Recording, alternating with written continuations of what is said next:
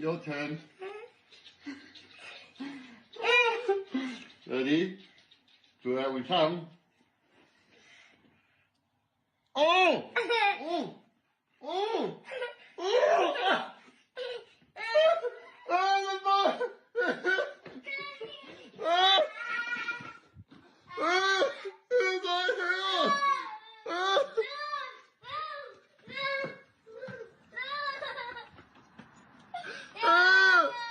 Okay.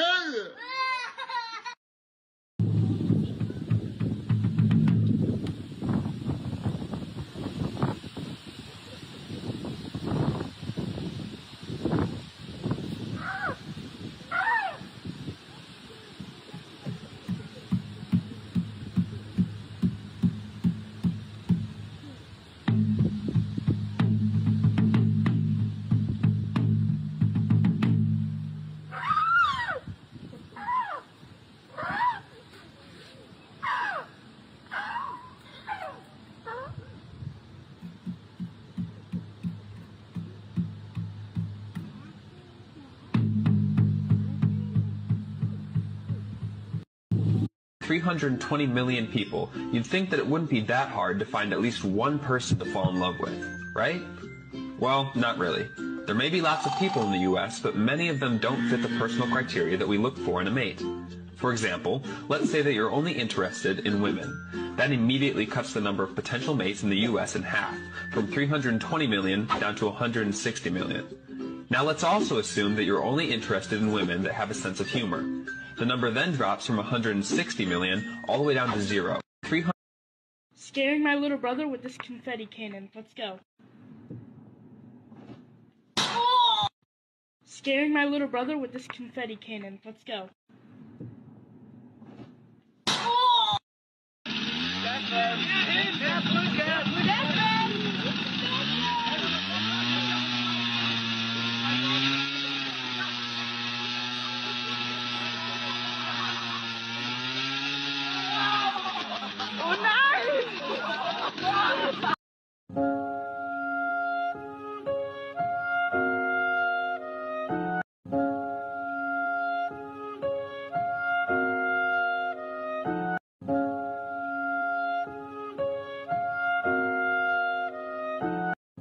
Why are you hanging out with him?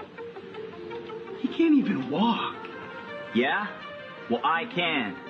And I'm walking away from you. Actually, let's roll.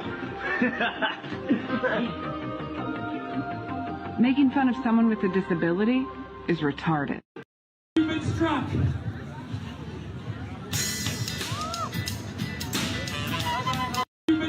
I'm headed straight for the floor.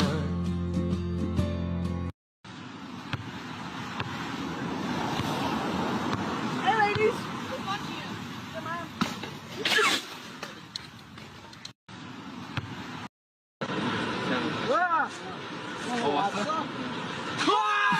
You gotta say. I want to tell a joke.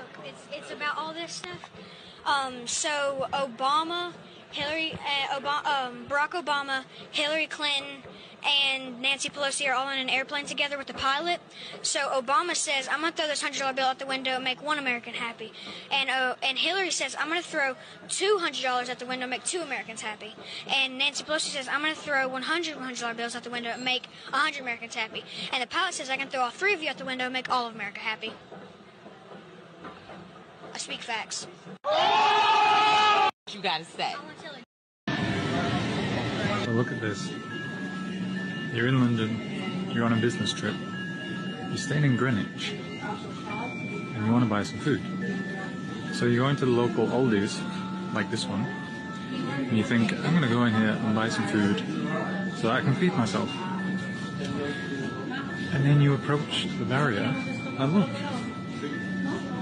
you can't even get in the shop without having a QR code to scan here or to scan here, and then you can go and buy things. Now this looks to me like the beginning stages of the digital prison.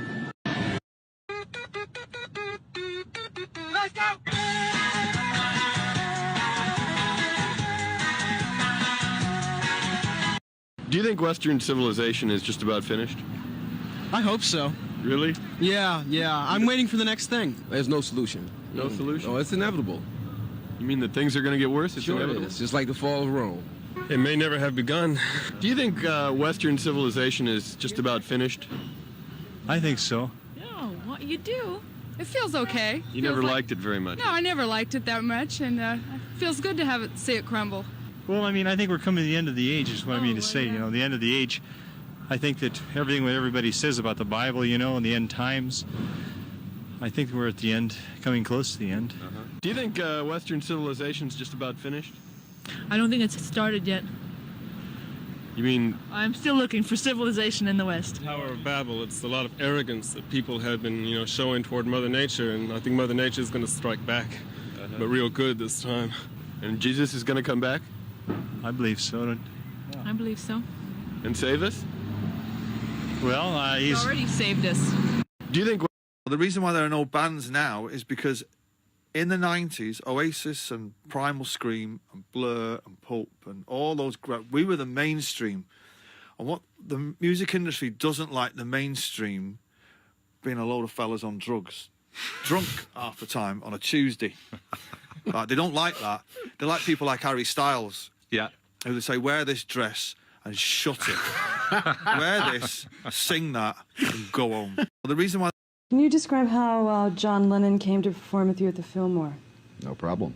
A journalist knocked on my door, and he says, "Hi, Frank, I'd like to introduce you to John Lennon." And he was, sticking the mic at me like, "Oh, I'm going to go eek," or something like that. So I said, "Okay, come in." And the first thing he said to me is, "You're not as ugly as I thought you'd be," which leads me to wonder about the strength of his glasses, because I'm as ugly as I ever was. We talked for a few minutes, and I asked him whether he wanted to play with us at the Fillmore East that night, and he did. And we just happened to have a recording truck there because we were recording the shows for another purpose. Now here's the bad part. During the performance, when Lennon was on stage with Yoko, we played one of my songs called King Kong. He released part of that performance on an album called Sometime in New York and changed the name of the song King Kong to Jam Rag and gave himself and Yoko writing and publishing credit on the song. Now obviously this song has a melody and chord changes. Somebody did write it, and it was not them. So, whoops. I don't really care if a guy wants to be a girl or a girl wants to be a guy. It's your own choice. I don't care. What I'm not a big fan of, though, everything good? This motherfucker wants his drink now. Hey! Yeah, I just want a little bit of Hennessy, one ice. Yeah. One straw, no lemon, no lime. Nah, just bring it here, bro. Bro, you're doing too much right now. Plastic cup. Plastic cup. Hey, this motherfucker want a plastic cup? Come here, plastic cup. Plastic cup, please. Yes. Security, please. This motherfucker was not planning on working tonight. Look how slow he walking. He got up, put his glasses on. This bullshit. Listen, he wants a plastic cup, one straw, one lemon in the Hennessy. That one right there? No, we ain't got lemons, bro. We out of lemons. How you doing, sir? You want a plastic cup? Listen. We only got paper straws. We ain't got plastic straws. We got paper straws. I'm not a paper straw, motherfucker.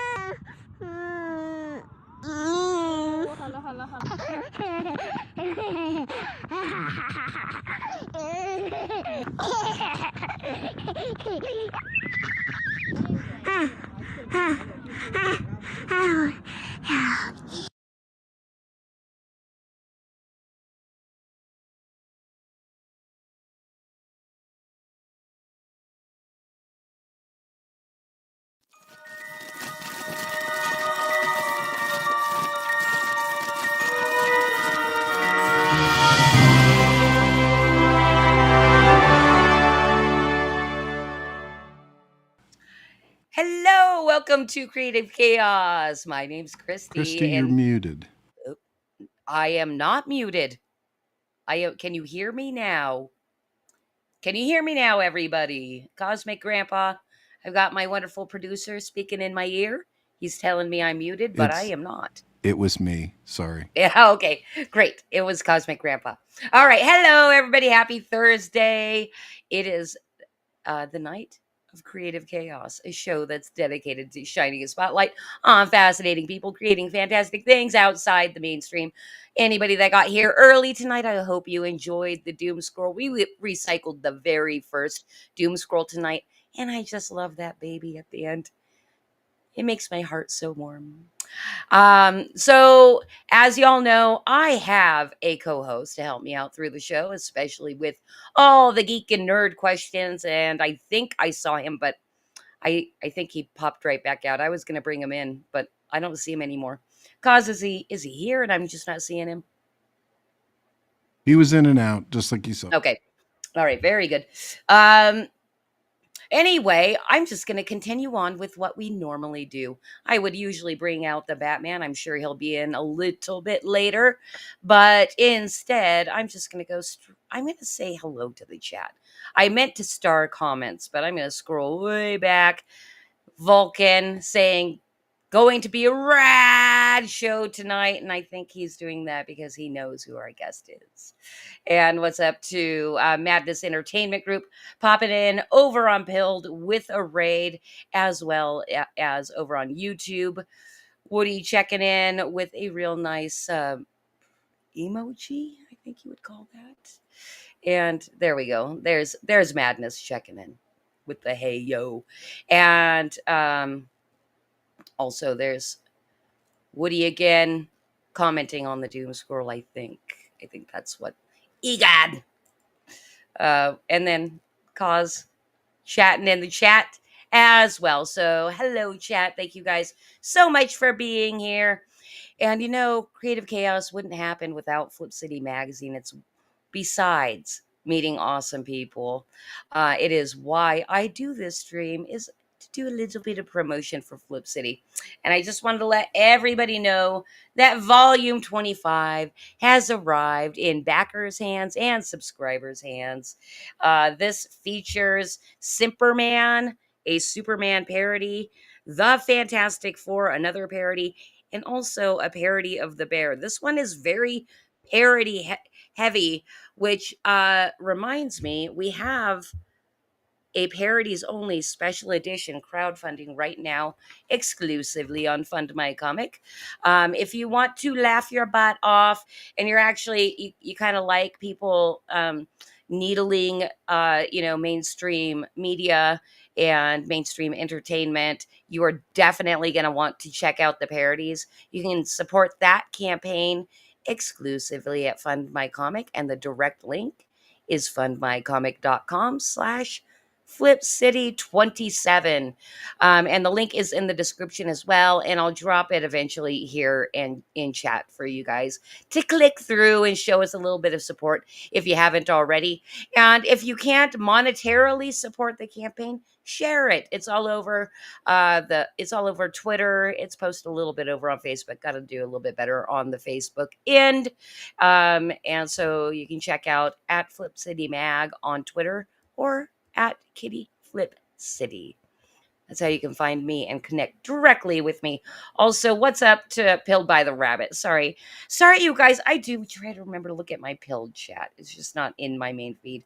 What's up, Pilled by the Rabbit? I think that is the only person that's checked in besides Madness Comic and Cosmic Grandpa over on Pilled.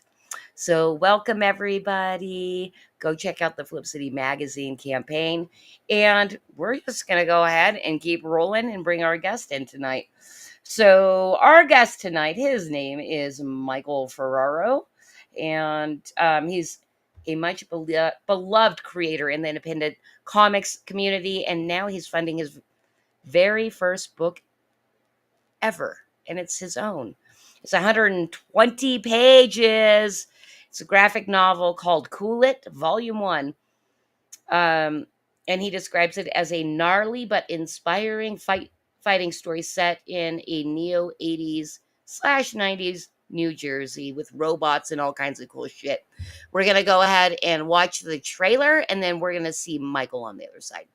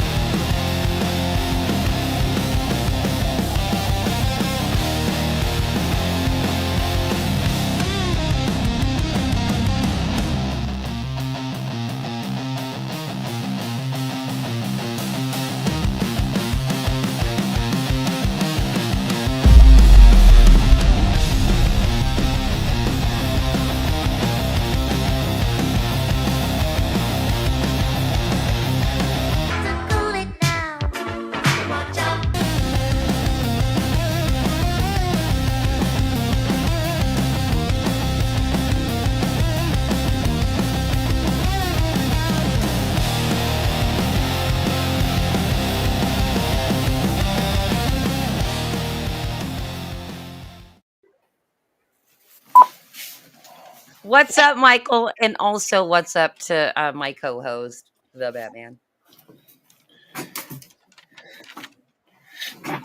Oh, hello. Hello, hello. Oh my goodness. I think we might have some internet trolls trolling us because I don't see Michael on screen. He was there and then he disappeared.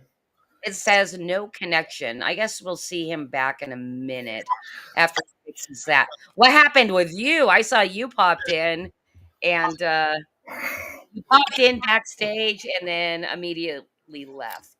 Oh, because I wanted to make sure I could just open up my laptop and jump in because I had to run out and go pick up my dinner. Oh, okay. All right. No live on stream eating. You have to hide yourself. Oh, I always do. That's the rule. Hey, hey, also, I just wanted to say what's up to American Demon and then also Patty's Parlor. Patty, you made it. You can hardly ever make it. What's up, Patty? So I wanted to say hello to them. What's up, Patty? What's up, Vulcan Lives? How you doing, guys? American Demon in the house. Cosmic Grandpa, of course. Hey, Woody M. What's up, Woody? And Madness Entertainment Group. What's up, Pops? Hanging in there. Flip City Magazine, of course, you signed in as yourself. And we're all here. Yay, one big family. Yes. Has it been a couple weeks since you've been on stream? Yeah, it has been, unfortunately. I was really sick 2 weeks ago, like deathly sick. I had pneumonia. It was really bad. Oh, my goodness. And then last week, I overslept and missed my train coming back from the city from seeing my doctor. That was a shit show.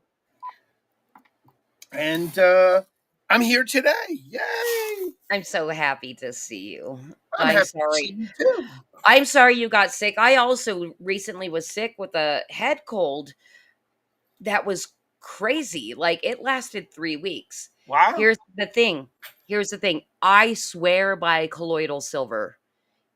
Do you use it, right? Do you use it? I'm out of it. I gotta buy more, but yes, I used to use colloidal silver on a regular basis.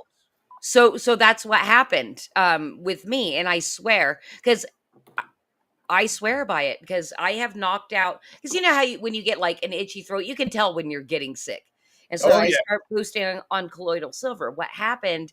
though, was my daughter was the one that got me sick, and she used the rest of it.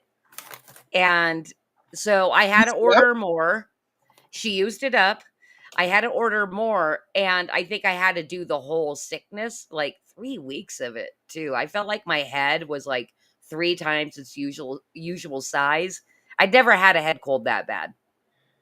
Yeah, mine went from a sinus infection into upper respiratory into pneumonia. So it was really bad. It was really bad. I was I was like literally unable to get out of bed. We just thought it was the new girlfriend. Oh, yeah.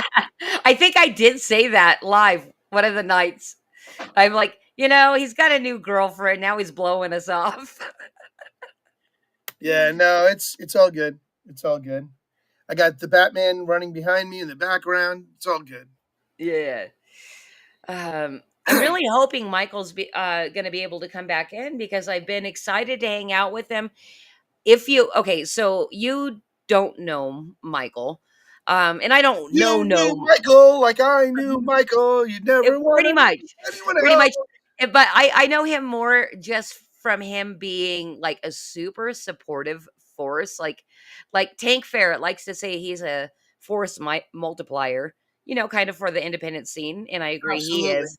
But Michael definitely is. He's so positive. He likes to say things like rad, but I swear, I think he's only 20 something. He looks only 20 something Wait, at who? least. You Our talking? guest tonight, our guest. Oh, yeah, he looks like he's a kid. Yeah. So I'm super excited to like hear why and how he pulls off that aesthetic, that like Yeah, 80s, God bless him 90s that he rocker can. guy. God bless him that he can. Yeah, Congrats and to Michael for putting his nose to the grindstone and busting out a comic. Looks metal. There you go. 120 pages, Patty. I don't know if you heard the intro. 120-page Whoa. graphic novel for the first thing. So I'm assuming this has been a while in the making. I don't know the full story, but that's why I bring people on. I'm gonna check my Twitter real quick. You Okay, have a phone number for him? huh? You don't have a phone Oh, number for him? no. You're about one of the only people that does that. You meet somebody and you give them your phone number and then you ask for theirs. Like nobody else does that. I'm an analog man. I want to make sure I know how to reach out to people, and mine's by cell phone. That's how I work. That's how I operate. Cell phone only. Well, to let you know, and then also anybody that is a regular viewer of Creative Chaos, I just started working full time again with No. with my old boss, who I love. I love him, and he was the best boss I ever had. But just getting my feet wet in the business again, and also remembering how that boss is. He's like you. He's so an analog man, and it's all pen and paper. And when and I'm hired to do the job of digitizing and all that, but he'll never like QuickBooks. He hates QuickBooks. And I'm like, dude, like he literally is like, can't we just go back to spreadsheets? I'm like, no, that will Yeah, make my life hell. exactly. Exactly. I love spreadsheets. Spreadsheets are so much easier to deal with. But even like just go to Quicken or Excel or something, and I'm like lost. Right. Yeah, and Patty says he does give his number out occasionally to randos online. I don't give it out to randos. I only give it out to guests or fellow podcasters. I don't do randos. Yeah, I think he was kind of being tongue in cheek I'm by sure he saying was. randos. Um, yeah, poor you. You're gonna have to sit here and entertain me while Michael figures out what's going on and maybe comes back in. So you can't eat. What'd you get? Chicken noodle soup from the Chinese place and 2 shrimp egg rolls. All right. Yeah, I'm going to enjoy myself tonight. Taking it easy. My stomach can only handle so much. All But right. so Oh, go ahead. yeah. What? Oh, I was just gonna highlight that Cosmic Grandpa says he hates QuickBooks too, but I know it's not for a tech reason. It's probably like because of who owns the software company or something.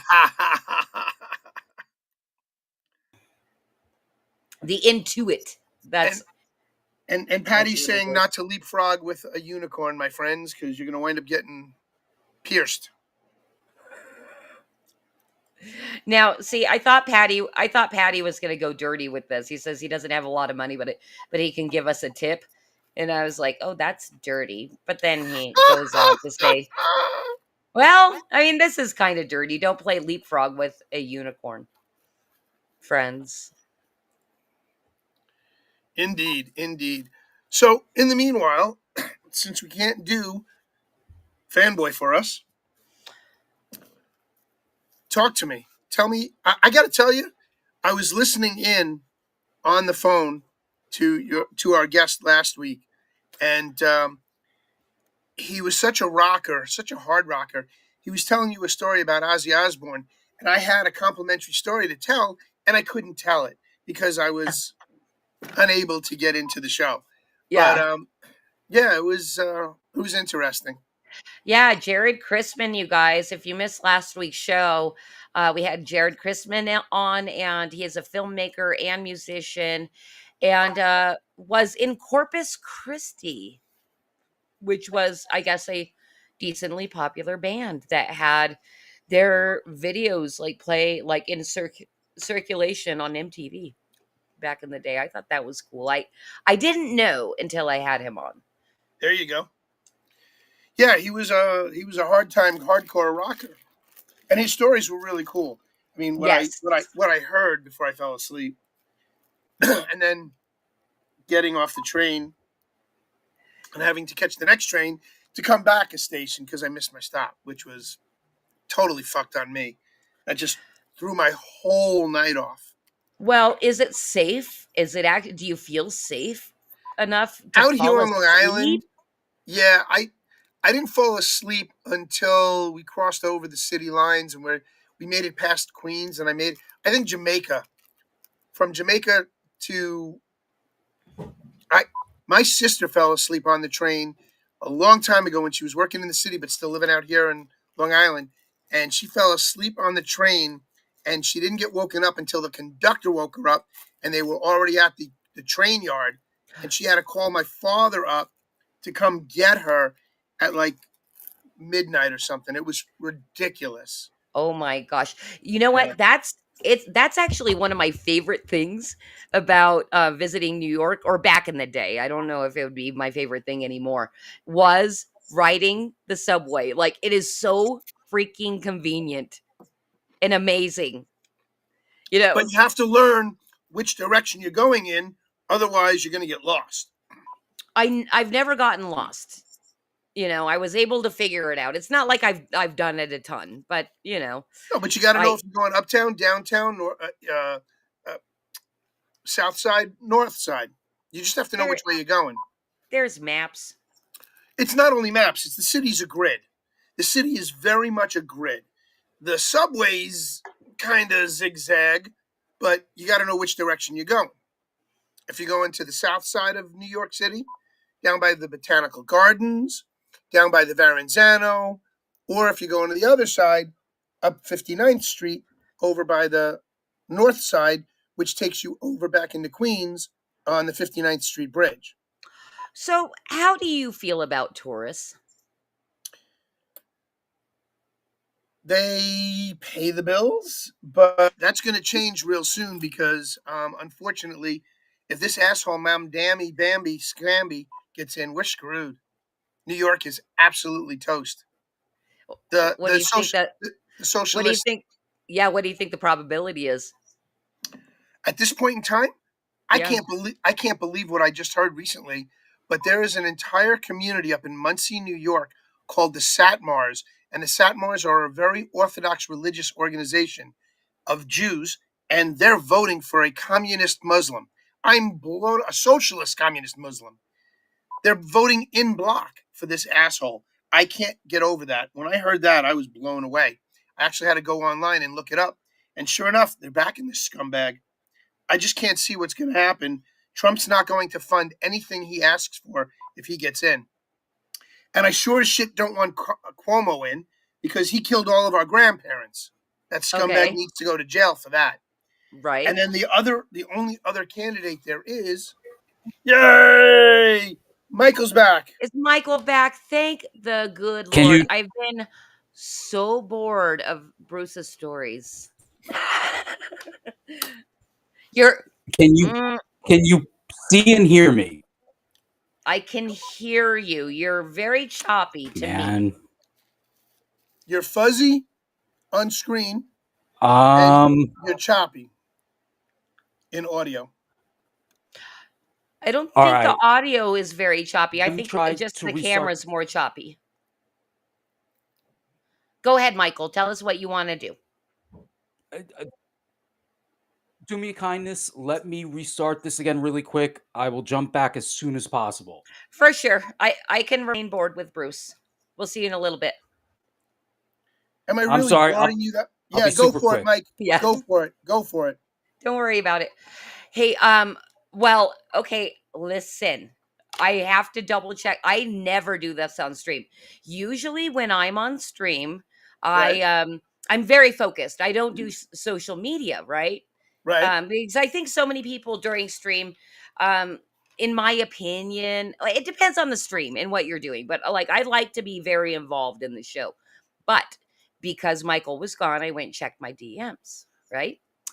And then I'm like, oh, what's all these notifications? And I have to double check all this stuff. But do you remember Jesse Blaze Snyder? Yes, I do. Of course I do. D. Snyder's son. Yeah. So a while back, I saw he had a campaign running. So I DM'd him. I'm like, hey, bro, you want to come on my show? And he said, yes. And then, as far as I remember, I said, my next date available is this. And he never confirmed. And it was tonight. So Jesse is saying right now, wait, did I screw up? So, like, I'm going to have to look into this. I don't think I'm going to right now, but Jesse or the person that I got the notification, yeah, Tim, Jesse or Tim, yes, there was some kind of wires crossed, miscommunication. I don't know what happened. I'm going to look into it. I apologize, but we're talking to Michael Ferraro tonight after he gets his tech issues solved. So I just wanted to shout that out real quick. Love Jesse Blaze Snyder because all I have to do is ask one question and then he's gonna like take the whole show. You're muted, I think. I was just talking about his dad the other day, which was really funny. We were talking with some people and they know D and I know D and I know Jesse and Jesse went to my high school over here in Long Island and it's just funny. We just had a lot of mutual connections and D. Snyder was one of them. Okay, well, you know what also is very weird is I was gonna bring up Jesse Blaze Snyder earlier, but I didn't. In course of conversation because you said something that reminded me of him. I don't remember what it was though. Well, we touched on him a couple of shows back I was on. Okay, and then Patty Patty's on his says, way out. "Yep, he's not going to be able to stay too long." Bye, Sorry to Patty. hear that, Patty. Thanks for popping in. Good And to see you, brother. okay, and we'll let Michael know when he gets back that you're wishing him the best of luck. And I think the campaign's doing pretty well. You guys, also, if you wanted to open the campaign in a new tab and check it out while we're waiting for Michael, that's in the description of the video. Oh, and I also promised to drop the Flip City Magazine link. So I'm going to drop 2 links in a row for you guys to check out the Flip City Magazine Parodies Only Special Edition. And then also I will be dropping Michael's link so you guys can check out his campaign while we wait for him to join us back. again. We miss you, Mike. So there's the link. There we go. of Oh, Flip both City, you and Pops, and both you and Pops dropped it at the same time. no, I because we are streaming to Madness Comic Network. Yes. I kind of function as Madness Comic through our broadcaster. Which, by the way, since we're talking about Madness Comic and the fact that we are streaming on the Madness Entertainment group on YouTube, we are also not streaming. We're going to be posted after the fact over on the Roku channel. So anybody that happens across this show on Roku, um, if you want to join in the fun, we stream this live on YouTube and all kinds of other streaming platforms. You can talk to us in chat. We'll highlight you. We'll talk back to you. It's super fun. Check us out on Madness Entertainment Group on YouTube or the Flip City Magazine channel on YouTube. But I can't steal the Madness Entertainment Group's thunder from Roku. I have to say them first. Yes. And subscribe. And Subscribe to subscribe. our YouTube Oh, that's channel. what we needed And to do. subscribe to Flip City Magazine. It looks like this. I just got that issue the other day. Thank you, by the way. Mine just landed. Oh, I was hoping you were going to get in a little bit early before the stream because I was going to ask you to have it by you. That was going to be part of my promo. It was that we could both show You need it. me to run up and go get it? No. Promo time's over. Promo time's over. But yeah. Cosmic, can we roll the bar at the bottom of the screen so people know what they have to do? Because I didn't get a chance to say that. People need to log on to the show. They need to like, share, subscribe, ring that bell, and if you're on pill, hit the red pill and show us a little bit of love. That helps the algorithms with the mats and pill.net and foxhole.app. And we have a lot of fun on that show. So We love very much, Cosmac. We love pill.net. Like I say at the beginning of every show, we're dedicated to the independent, right? Because the mainstream sucks, including YouTube. I mean, Including YouTube. the interface of YouTube is pretty cool, and everything you can do on YouTube is pretty cool. But, they're censor happy, not even policies. We wind up having to cut off YouTube when we're talking music or movies because they wind up canceling us or knocking us out of the show, and we don't want to give Pops any more heart attacks or headaches. He's had enough. I didn't realize that. Yeah, we have to watch what we do and what we say when we're streaming to YouTube. Yeah, well, so Bruce, for anybody that's interested, because you said we're streaming, but it's not me and you, it's you and our wonderful producer, Cosmic Grandpa. Do you want to talk a little bit about Three Beer Men and what you're doing over there? Are you asking me to Bruce it up a little bit? I can do that. Bruce it up, baby. All right, so here we go. You never get to do it at the beginning of the show. The number three, Beer Men, BEERMEN.TV. 3beermen.tv takes you to our website. And as soon as you open up that website, it will give you a ton of places to click on to watch any of the previous streams. And if you happen to catch us when we're live, every Sunday night, 7 p.m. Big Apple time, 4 o'clock avocado time, 6 o'clock barbecue time, and 5 o'clock Central Time. There you go. You can check us out on those. There you go. Thank you, Cosmic Grandpa. Next week, we have Hart Fisher, who's actually a friend of Pop's, and he is a really interesting dude. And if you haven't spoken to Pops yet about him, Christy, I'm going to tell you, you're going to want to interview this guy too. He's absolutely insane. Yeah, we'll probably be having Hart Fisher on within the next couple of months. I haven't spoken directly with him, but yeah, Pops brought my attention to it. Yes. So we'll be having Hart Fisher on this week, and then on Pilled, we're going to have one of our very own, the Duppy from the Pilled Foxhole family. He does deep dive digs on the families of the original 13 families, and he goes back all the way to pharaonic times and beyond. It's insane. So What do we're you gonna mean, original 13 families? the Illuminati. Oh, sounds very Yeah, you know, conspiratorial of you. Jekyll Island, the creation of the Fed, even back before that. So yeah, it's going to be interesting to see what happens. So we've got Duppy coming on to hang out with us in 2 weeks to chill and chit chat and tell us all about how he does what he does and where he finds his information. He gets really deep, and then he goes on everybody else's shows. He doesn't have his own show yet, but he goes on everybody else's shows and he talks about these deep digs that he does.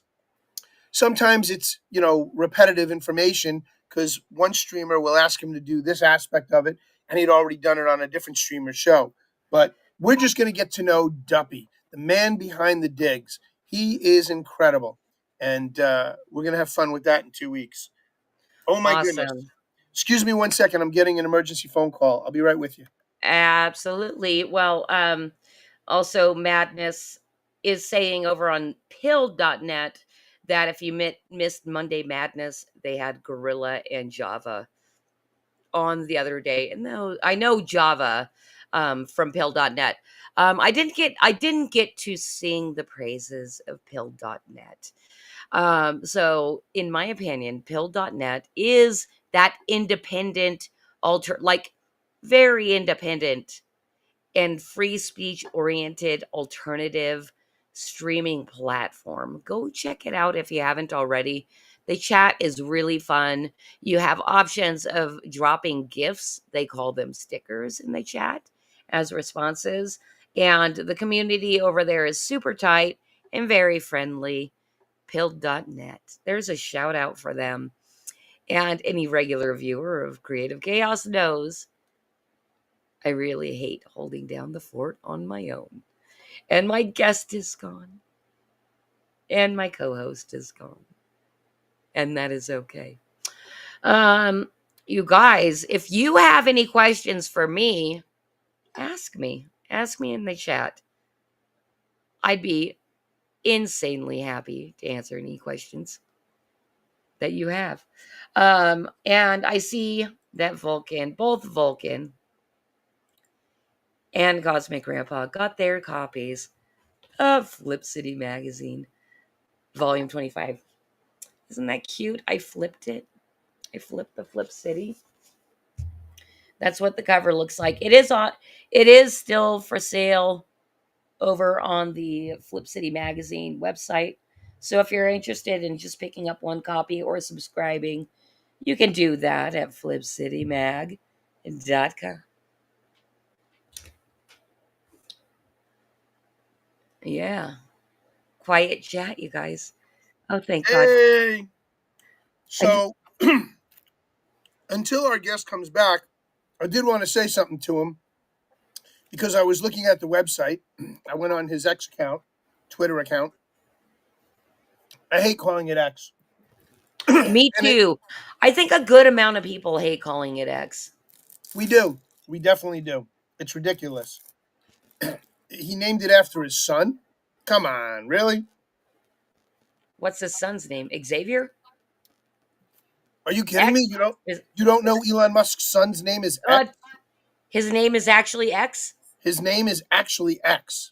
I did not know that, actually. Yeah, his name is actually X. And so when he has to sign, all he's got to do is put a giant X on anything he's. Something that I saw a couple of times when we traveled up to Northern California. Go ahead. And also I think it's been part of one of the doom scrolls is this or a similar bumper sticker on a Tesla that goes anti-Elon Tesla Club. And it screams to me, please don't vandalize my expensive ass car. Because you're in the area. Yeah. Huh? That whole fight with Trump is semi-legit because he's losing a lot of tax incentives because of all this new stuff going on. And the big, beautiful bill is kind of kicking him in the ass. But it was also to help him divert and deflect all the bullshit that was going on with everybody destroying the Teslas, the anti-Tesla club, you know? So they're still buddies now, but they don't talk as much as they used to. Okay. What's Trump's going still at, on with Doge? What's going on with Doge? I mean, Doge is still working. but have they been able to actually like make any kind of relevant changes? Oh, they already have. Are you kidding me? Okay, They I don't saved know. they saved the government like $34 billion already. They've Wow. completely think about this. They completely decimated U.S. aid. You said they decimated U.S. aid. They don't have that as their coffers to go to anymore. So that's been knocked out of the box. Now, I know we're not a political show, but since we're going down that road, Big Balls was actually put in charge of the Doge, and he's the guy that got the shit kicked out of him when he was trying to save a girl who was trying to they tried to carjack her in Washington, D.C. He came to her aid, and he threw her back in the car, closed the car door, and then the people who tried to carjack her beat the ever-living snot out of this poor kid and Is put that him in why the he's hospital. called? Is that why he's called Big Balls, or he had that name before? He had that name way before. He was Big Balls because he came in and like Big Balls, he just tore down the establishment in literally less than 2 weeks. They took out so many uh what cachets of hidden funds. It was amazing. So really cool. And they're still crack-a-lacking along. So God bless them. Let me ask you this, because I saw a meme the other day, and I didn't quite agree with it, but I don't argue Go with ahead. anybody online. And it said Doge, something about Doge, you know, taking away the Democrats' money laundering scheme. Me That's correct. personally, but hold on, me personally, I think that's a little bit dishonest, because it's not like there's no corruption on the opposite side of the aisle. But the It's money that the government is corrupt, in my opinion. It's not like, 100%. oh, this side's angels and this side's demons. I don't think it's like that. The Sorry, only American angel out. demon. No, that's all right. The only angels out there are the ones that saved Trump's ass when he got shot. Yes. So Well, I'm good and with that. bringing up demons, American Demon says Big Balls was put in charge of the Doge is one of the funniest sentences. I agree. I think so. So I don't know. We're already half an hour into the show. I don't know if Michael's making it back in. I think he will. Okay. Are you just trying to get out of here? No, not at all. Not at all. I was going to ask you if you wanted to bring in D. Snyder's kid. Oh, well, I don't have anything prepped for him. I don't have his links or anything like that. So, You can drop them while he's in the show. let me. It might be something that we can do. I just Yeah, don't want to. see, I just don't want to ev- waste the evening. I know. I know Michael's got some really nice artwork and stuff, and the book is looking pretty amazing.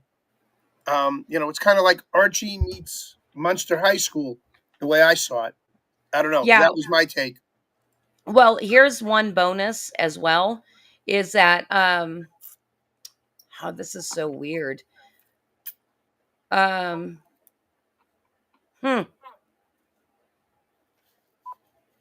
I don't see any invitation to join my stream, but I know I had that. Yeah. Old Cat Studios in the house. What's up, brother?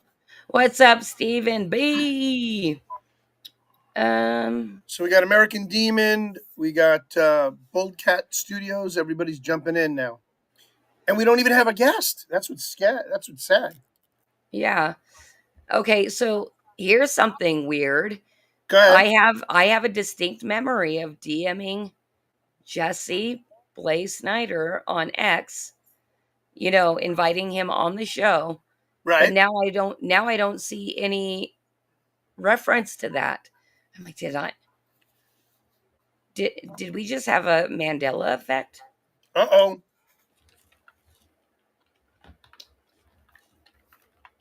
I was a little out of sorts all day today. It's very possible.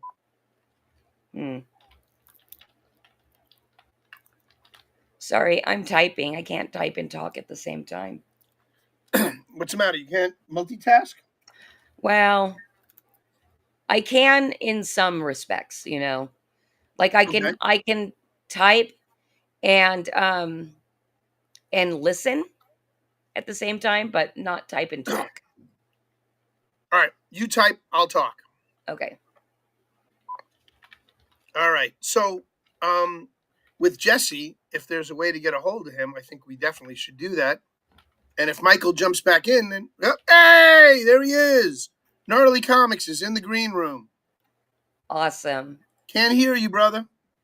Can't hear you, but hold on. Can you 5x5, can you bro. hear and see me? Yes, 5x5 now. Better? Yeah, much. Yeah. Hey, 100. Michael. Michael, just so we can figure out how bad your lag is, because it seems like you're lagging a little bit. I'm gonna say 1, 2, 3, and then you say 4, 5, 6, and I'm gonna start that again. 1, 2, Okay. 3.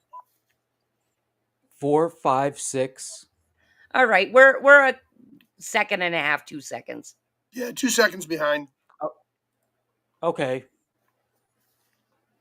So we'll remember to kind of wait a beat or two for you to answer, so we're not talking over each other. All right, welcome in. Vulcan Lives. Just to let you know, Vulcan Lives I'm sorry, Patty's Parlor Games was loving your trailer, but he had to leave, and Nice. he wished you the best. Awesome.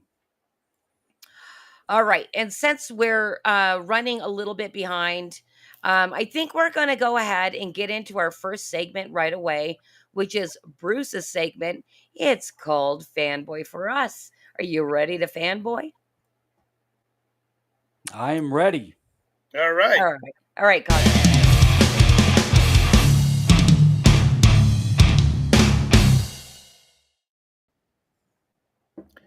All right. So, Michael, I'm going to ask you a series of favorite questions, favorite style questions. Okay. I don't want you to think about it too hard. I want you to just answer right off the top of your head. So, the first one we're going to ask you for is your favorite movie. Your favorite movie. Oh God. Back to the Future.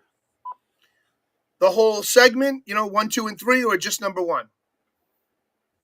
Oh, just number 1, but I have a lot of love for 2 and 3. Yeah. All right. So, Back to the Future. It happens to be one of my favorites. It's not the favorite, but I have watched it numerous times. What is your favorite? All right. So if you go back, way back, The Lost Boys, the original dude. Lost Boys.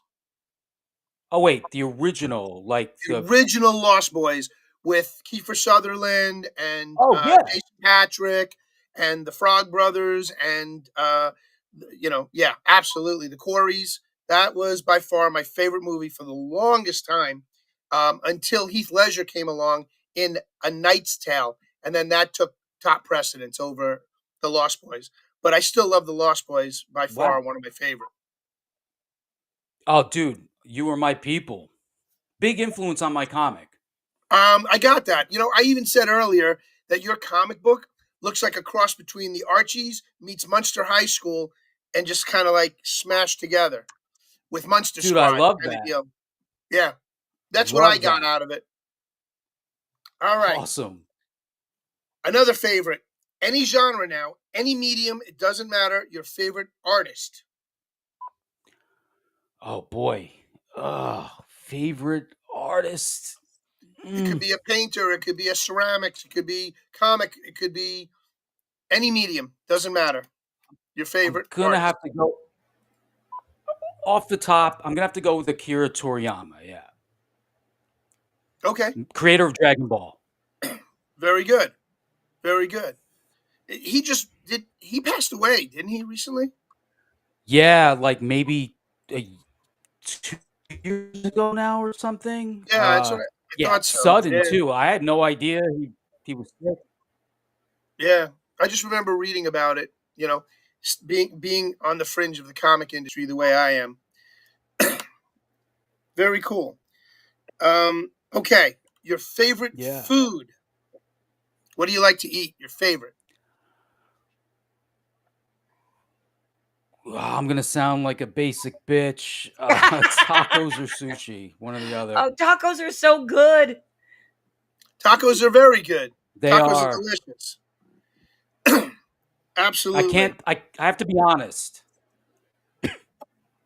That's all right. I actually was debating whether to go for tacos tonight, but it's not Tuesday, so I don't get Taco Tuesday. It's Thursday. So I wound up going for Chinese instead. Dude, it's taco night Nice. anytime in California. Yeah, that's true too. Which, That's by true, the too. way, Michael, where are you in the world? I am in New Jersey. Dude, you're a on the neighbor. East I'm in Long Coast. Island. I'm in Long Oh, Island. I We're can hear neighbors. it in your voice. Oh yeah. Yeah, I'm from Long Island. I can hear Very it. cool. So did you go to Comic-Con in the city last weekend? Dude, I haven't been there in years since like I think the last year was right before COVID, 2019. But Okay. I love it so much. I miss it. Yeah. Yeah. I don't I want to go back until No, go ahead. my comics like release.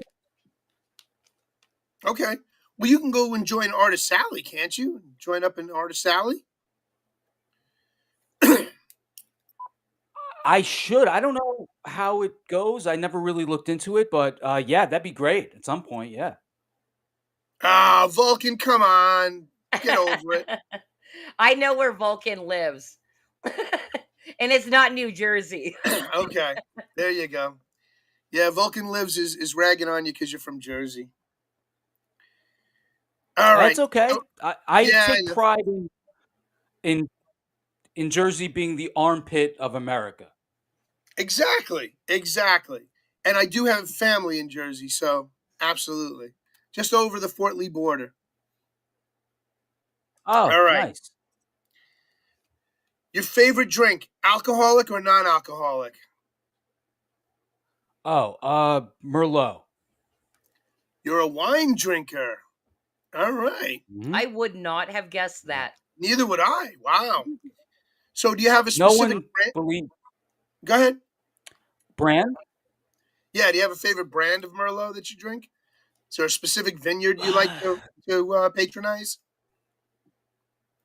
No, I just really I've really come to like Argentinian Merlots. Yeah. Okay.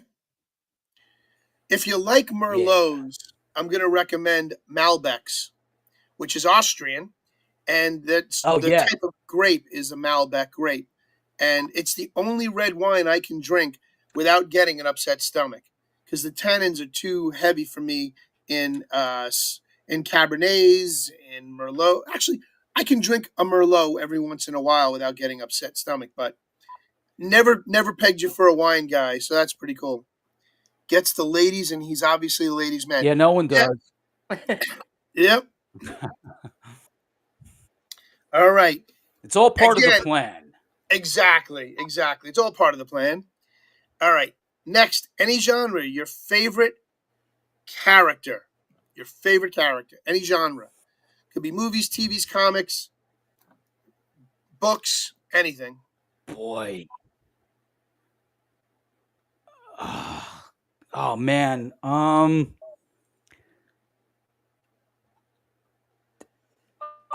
Man, I'm going with again, kind of basic bitchy. I'm going with Han Solo because that's the first one that's coming to mind. Dude, Nobody you're right. said it before. That's it. Nobody Out of said all it the before on this characters, show. Yeah, out of all the characters people have mentioned, nobody's mentioned Han Solo, and he happens to be a favorite of mine as well. So we're on the same page with a lot of your favorites, which is really cool. Nice. All right, now this is Christy's favorite question because she really likes to get into it. Your favorite band?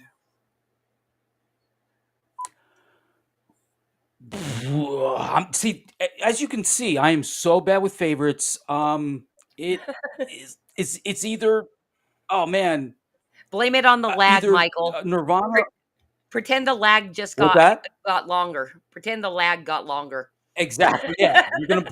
That is exactly what I'm gonna do. I'm gonna blame it on the lag. My favorite Millie Vanilli song. It's. I think it's a mix between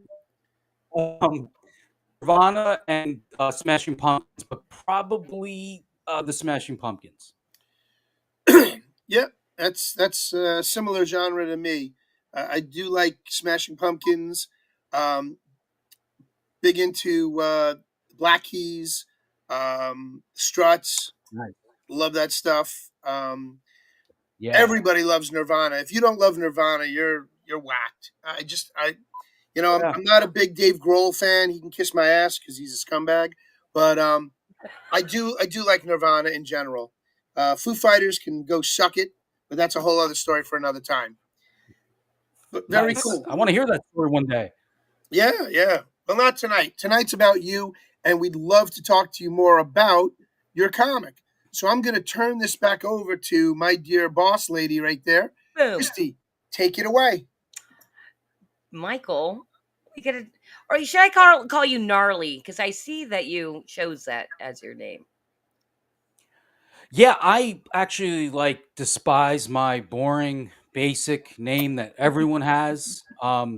So yeah, I'll take Gnarly over Michael, but I'm fine with Michael, Mikey, whatever. All right, all right. Hey, Mikey, he likes it. Exactly. Mikey does like it. All right, good. So first question. It's a 120-page graphic novel. I'd love to know how long you've been working uh on this book that you're funding right now. Oh, at least 2 years, but probably longer in terms of some of the panels. Yeah, I reworked some of my webcomic panels, so if that counts, it's over 2 years, but at least 2 years. Yeah. Okay, and were you involved in the independent comic scene before you even started, or did you start? How why? Basically, why? How were That's a you great inspired to question. do it? Yeah. Yeah, no. I was a musician when I was younger, during the MySpace era. Um, and I really loved it. But I got older and I realized I wasn't cut out to be a working musician. So at the time, I had this idea for a concept album with these characters. And when I decided to stop pursuing music, I didn't want to let go of the characters. So I had one of those kind of shower epiphanies where I was like, you know what? Why don't I take these characters and make them tell the story in a comic form? Now, mind you, I only really drew as a kid. Had no training. Uh, some people liked my drawings, so I was like, you know what? Let me do my best to try to uh, capture or create the characters best I can. My that idea was too ambitious and too dark. So, and it was taking a toll on me. All those things combined, I'm like, so when I rejoined social media in about 2018, I was like, let me do little web comics using myself, um, this character Mikey, based on me in my 20s, like an idiot, horny slacker stoner guy, and So just have slice of life. you're outside of your 20s now because you I'm don't look outside of my it. 30s. I am outside of my Wow. 30s. Yeah. You look so young. Okay, go on. That's what they tell me. Um, so yeah, no, so yeah, well, if you do the math, like you figure the MySpace era, the 2000s, I was in my 20s, and yeah, so here we are. Like like I said, rock and roll is a young man's game for the most part, at least like starting out. So thankfully, art is kind of ageless. No one I don't think really cares like what you look like or how old you are. So comics just make sense to me. I don't have to worry about any of that stuff. So, like I was saying with the webcomic, I decided to make little slice of life comedic stories with the Mikey character, but then I realized, okay, he's the idiot stoner slacker. He needs like a counterpart. So I came up with a twin sister, Zoe, that is everything he's not: smart, capable, strong, all that. And I really enjoyed making those off and on for a few years, getting a little bit of a following. And at the same time, I started reviewing indie comics, one, because I love them, and two, because I figured if I'm going to decide to make my own, how can I expect anyone to give me time or certainly their money if I am not doing the same? So it was like a win-win. It's like I get to support artists, review their comics, and hopefully by the time I go to launch mine, um, I've built up like some goodwill, and uh, so I funded. So so far it's working out. Like it's so I am so grateful that anyone uh, contributed to this campaign that's giving my story a chance. It's not about making money. I can't wait to get this story in people's hands. So plenty of people, because you've done web comics, they kind of know your writing, because I'm assuming you write and you illustrate. So Yeah. they already know your style. You have a Yeah. decent, a little bit of a following is what how you Yeah. explained it. But you said a thing. You said you really love indie comics. If you were to boil it down to a top reason, one reason you love indie comics, what is it? Because I don't hear that a I lot. mean, I just think I mean, it might sound cliched, but it's the freedom. Like, you're able to do whatever you want, no restrictions of the mainstream. Like a lot of comic people, I grew up with cape shit, superheroes as a little kid. I still have huge love for Superman and Spider-Man, but, as I got older, there's some stories I would enjoy, but the more time has gone on, the more it's gotten this weird. Uh, I hesitate to Wokeness, use the word. wokeness. That's the thing. Like, there's no way around it. There's this weird uh, philosophy or worldview that's been inserted into mainstream comics. Yep. And look, my number one gripe is the de-beautifying or desexualization of female characters. I feel like that is criminal. I just feel like, as a lover of art and beauty, that is a criminal thing to do. Now, I'm not saying every mainstream artist has done this, but that has for sure been a trend in mainstream comics. So, if only for that reason, I am a giant proponent of indie comics. Yeah. I agree. I agree with you. The gayness of it all, the DEI of it all. I mean, they're doing it to the movies in the comic book genre. They're doing it. I was watching the Sandman series on, I think it's on Netflix, and they made it so gay and bizarre. I have nothing against gay Dude. people. I my Yeah. daughter's gay. My best friend since junior high school gay. But I mean, I got nothing against gay people. I'm heterosexual. I prefer women, but that doesn't stop anybody else from liking the same sex. Go for it. Just don't Yeah. throw it in my face every fucking day. So I get that. I get that. Dude, with Sandman. I'm I like a lot of new stuff. I like Sandman. When their version of death, I couldn't do it. I was like, this is not death. Like they totally, and it's not. I believe she's a a girl. That's not so much the issue. It's just death is usually like this pale, gothy looking goth girl character, and from what I saw, they completely altered it, and it's like I can't do it, man. No, they really screwed the pooch on that one. I started writing a review, and I'm like, where the hell would I even post it? Because I literally massacre the Sandman TV series. I was blown away when I was watching it. I wasn't a huge fan of the comic back in the day, but I have friends that were diehards, and I I haven't spoken to them recently because unfortunately, even they wound up being a little woke. So I wonder if criminal is the perfect word for it. Yes, Vulcan lives. Thank you.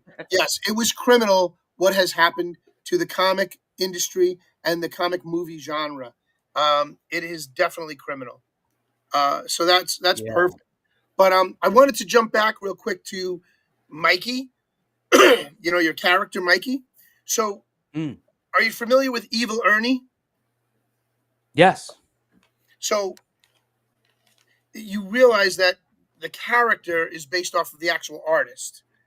And so Yeah. that whole how the fun pursues after that, you kind of get a feel for who the artist really is based on the comic book he's writing, because he is his character. And so I'm glad to hear that you did the same thing. I'm glad you brought that up because I wear it with pride. Like self insert has become a dirty word, particularly in the indie comic scene. I'm not going to name names, but there are people that seem to be taking the opportunity to put themselves as like the hero and like project themselves like that. But for me, Mikey, I love him as a character, but he's like an idiot, and he is, like I said, based on me in my 20s when I was an idiot and girl crazy and all that stuff. So I feel like that's you can do it right. You can use a self insert properly. That's not like a vanity, narcissistic kind of thing. Yep, yep. No, I agree with you. But here's something that you said that I have to contradict you on, is that you said Sure. when you were, I'm hearing myself in the background. Is It that might. me? Cosmic is, I don't know, whatever. I heard myself in the background, so it threw me off. So in contradicting you is like, I'm almost twice your age, and I'm still an idiot. I still like women. I still want to be with the Well, women. I Oh, just got divorced, so I can be with the women. It's like oh, dude, no, no, no. Don't get me wrong. I'm sitting I here am drinking a still an idiot, THC root beer. Okay, I mean, dude.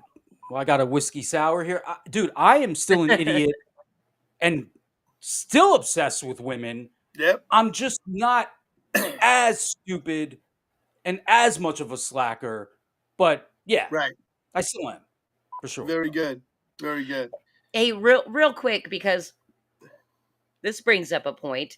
American Demon says all the ideals can be portrayed with tact and taste, but when you suck at writing, you can't even make a good story, let alone send a coherent message. I think that's the other thing too, the whole DEI type hiring process and wokeness hiring process, putting people in these positions to take over much beloved characters and stories, and they just Exactly. ruin it. Because I think that's a good point. You could probably tell all these stories really well, and nobody would give a shit because it was written well. Exactly. And the other part of touching on what you're saying is these established characters, like whether it's Spider-Man, Superman, whatever. I don't understand why these companies don't understand how their primary fan base is just at this point older, probably skewing white older males or males, whatever. I'm not saying that's right or wrong. It's just it is what it is. So why change what's has been working? And if those are the guys that are going to the comic shop every Wednesday, how about at least somewhat cater to them. Like they seem to be catering to an It's the audience that it's really isn't there buying those comics. Like maybe it's some. I mean, that's what everybody's been saying. All the culture commentators, the really popular ones, down to, you know, the smaller creators.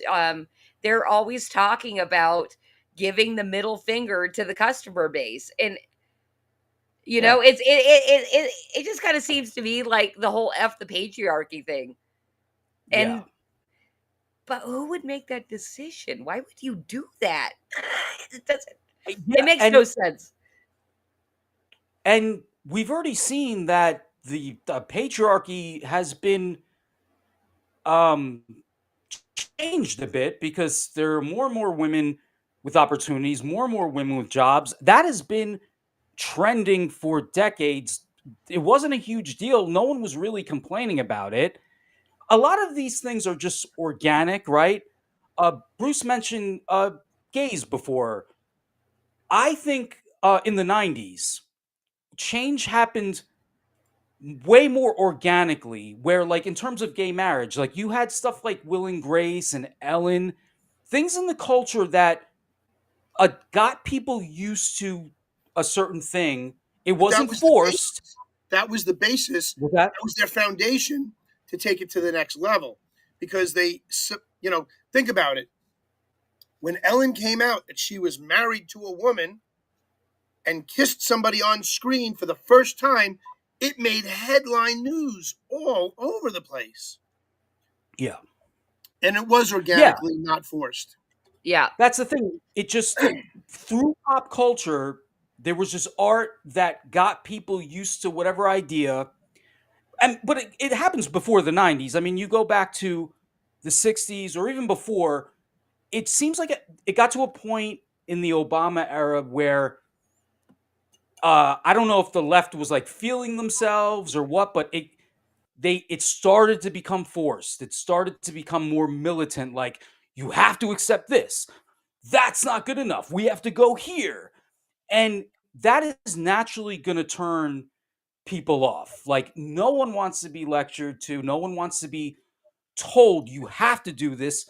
It has to happen organically. So if the left were smart, they would look back to the 90s and take that approach of just make art how you want to make it, and people will accept it or not.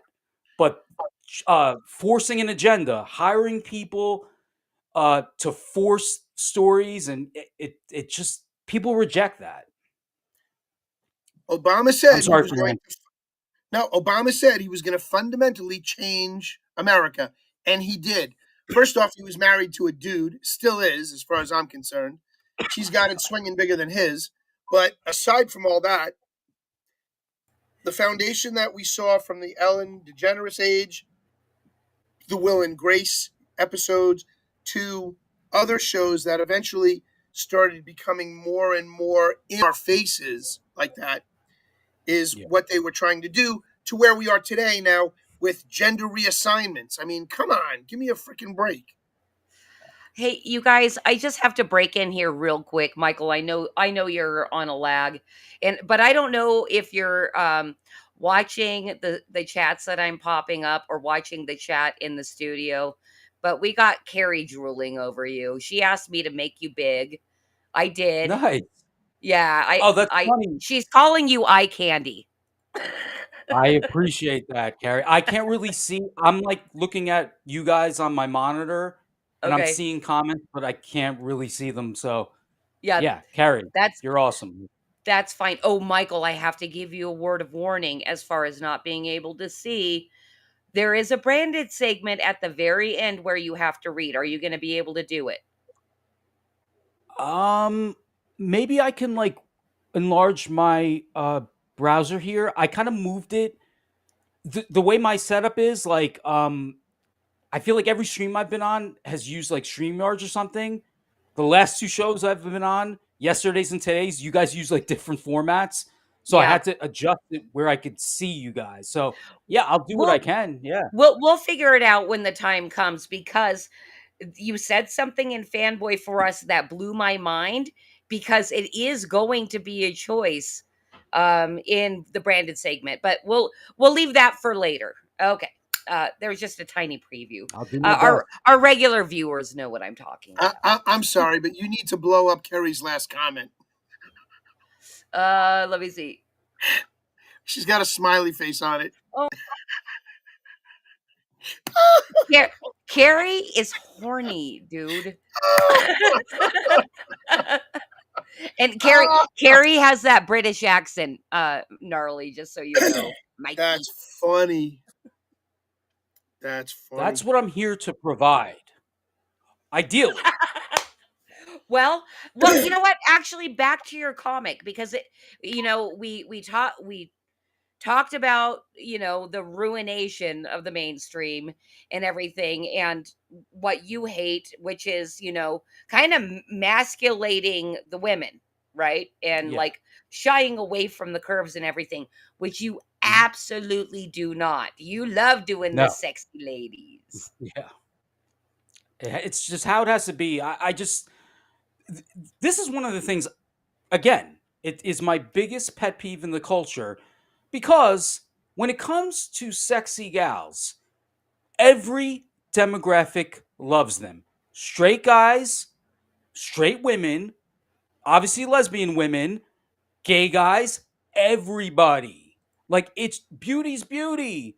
So this idea that we have to alter, especially, see, comics are fantasy.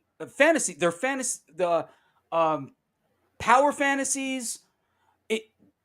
There is no need to make them more realistic, or look, depending on the story. If you're going for a bio thing, or like something based in realism, okay, you want a variety and you would want something that reflects actual life. But if we're talking about fantasy, there is no need to reflect actual life. Like, none of us are as sexy as these characters, and it's fine. That's the point. You want to look at something and see this ideal that if it's unattainable, well, that's part of the process. That's part of the art. I'm never going to look like Superman. That's okay. Like, that's the idea. That's why he's Superman. He should be that hot or big or muscular, whatever. That's the thing. It doesn't just go for girls. It goes for male characters as well. They should be this ideal. That's what we are entertained by. That's what we're attracted to. Very, very good point. I don't think we've even really talked that much on this stream about that very specific subject. It might have been brought up here or there. And you're absolutely right. Like, straight women, they can still appreciate the feminine form. We know we have better looking bodies than men. We've seen men Yes. naked, and we've seen ourselves naked at the very least. And it's like, yeah, mine's more attractive. And That is why, you know, on that note, that is why for decades, car manufacturers, like sports car manufacturers, guitar designers, they all are going for those female curves. That is the ideal. Like, that is just the age old appealing factor of beauty. And yeah, like, guys just don't really match up in that way. well, let me ask you this, because we are on the subject. So you do in your illustrations, and plenty in comics, and you had just said it, that ideal thing that is unattainable. I mean, it is tiny waist, big hips, big boobs, things like that. As far as you're concerned, like in real life, though, as far as a woman's figure goes, do you have a type, or are you kind of like, yeah, I like a lot of different body shapes? That's a great question, and that is somewhat the ironic thing. Like, in real life, I'm all over the place. And I tried with the villains of my comic, the White Spiders. It's funny, like, one of them is like shorter and like thicker. But when I hired my cover artist, great artist, she in the end made her like a little slimmer, and I was fine with it because I told her she had total creative freedom. But I just Mhm. thought it was funny. When I saw it, I'm like, oh wow, she's a little slimmer than she actually is. To be fair, I didn't provide her, I guess, with enough reference material. But that is an example as I've been going with the comic. I'm like, okay, again, not to force diversity, but I do like a variety. I'm just all over the spectrum. Yeah, I so I think would most like to men are. reflect that more in the comic. I think most men Yeah, are. And are I, you like that too, Bruce? Yeah, I think a lot of guys I are. mean, I'm a TNA guy. I like a big set of boobs and a big round ass, but I don't like cottage cheese on the ass. I want a nice, solid, thick woman. Medium, thin I waist. think I'm good. I'm okay with a little, natural, marks. It's okay. Yeah, I like pushing. I like cushion for the pushing, guys. I don't know. That's yeah. Guys, like yeah, we don't talk about this type of stuff on I stage. like embarrassing Michael, you, Kristen. Mike, and well, here's the thing too. Carrie's in chat just going crazy right now. So I'm also reading her comments and I'm like, dang girl. Anyway, well, Very you fun. had brought up that you hired somebody for the cover. Talk about your team a little bit. What'd you do? How'd you find them? Because you're illustrating, I'm thinking, the entire book and writing the entire book. So who else is involved? What's going on? Yeah, it's one of those like auteur things. It's mostly my baby, but I love the idea of involving as many people from the space as possible. So, of course, like just in comics in general, there's the idea of variant covers. So initially I thought I would draw a cover and get someone to do a variant. Right now, Irene's cover's the only cover, at least on Indiegogo. It's exclusive to Indiegogo because I love it so much. Other than that, there's an artist, Rosario. He's contributing graffiti pieces to like backgrounds. There's a uh, electronic artist in the space that I got his album, and I was inspired by his album cover to create like a poster.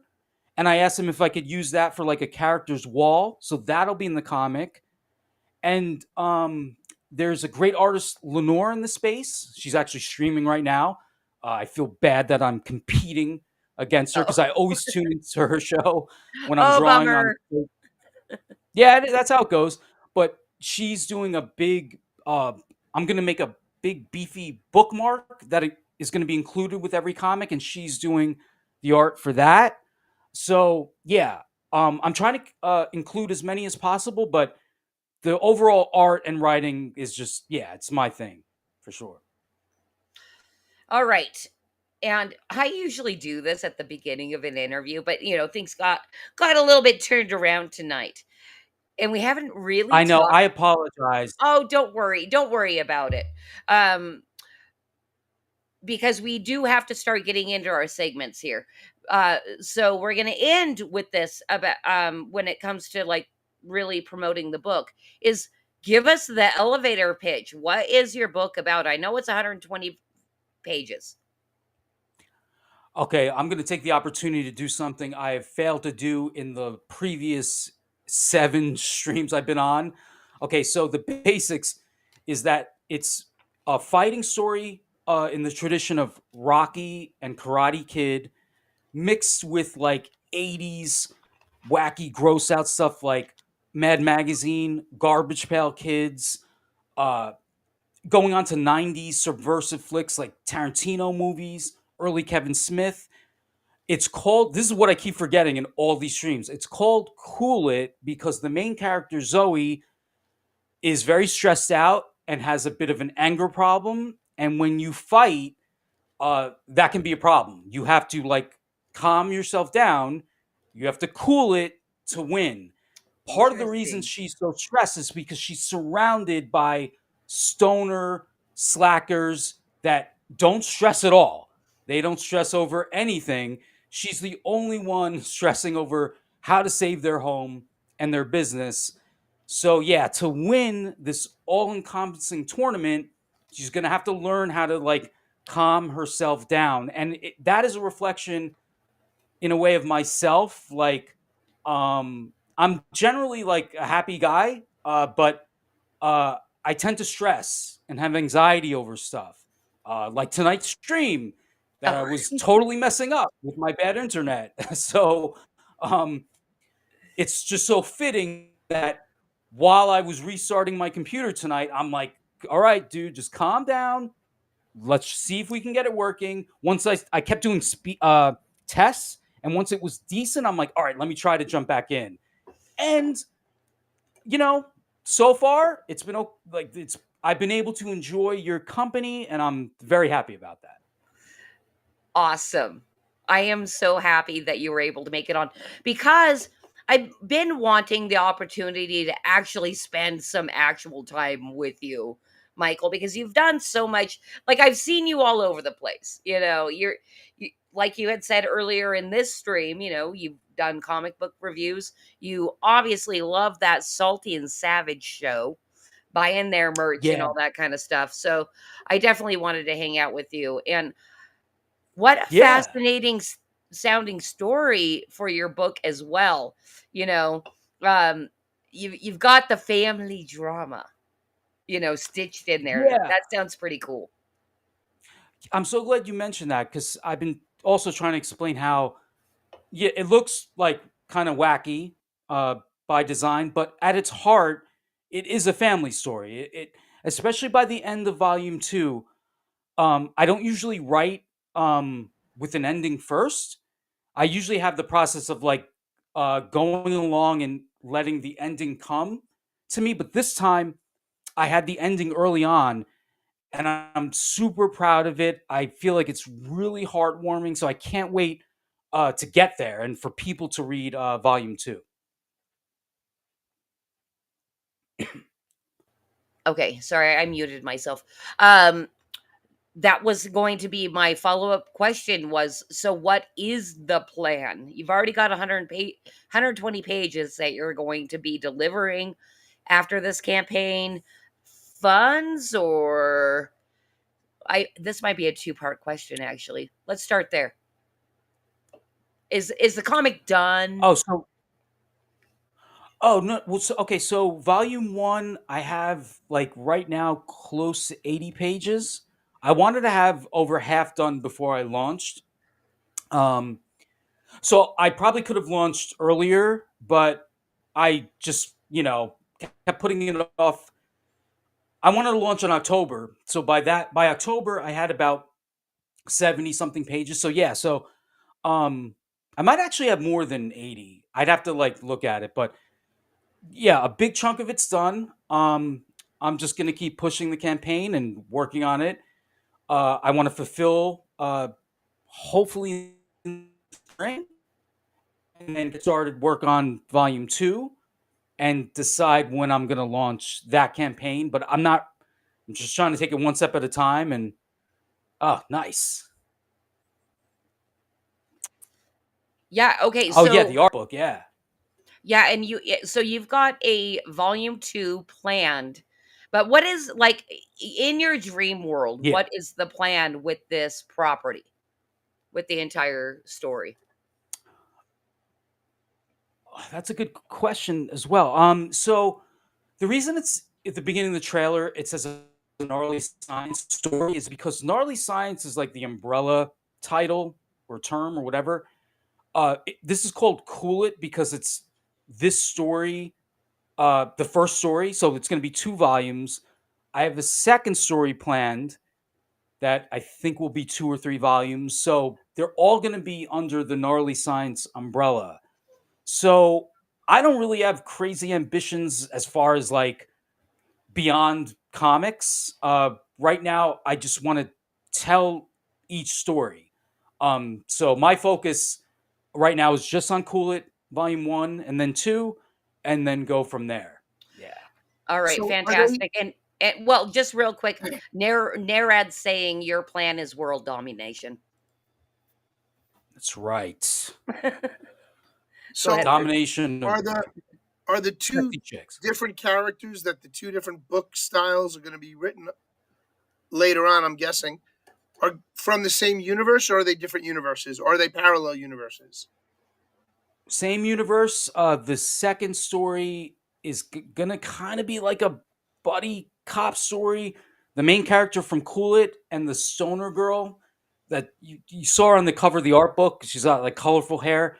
They're gonna go back in time to 1979, and Oh, there's gonna fun. be things that tie into this one, but it's gonna be more of a time travel, um, also kind of cyberpunk. It's a little more. I wanted to do that first, but it was a little too ambitious.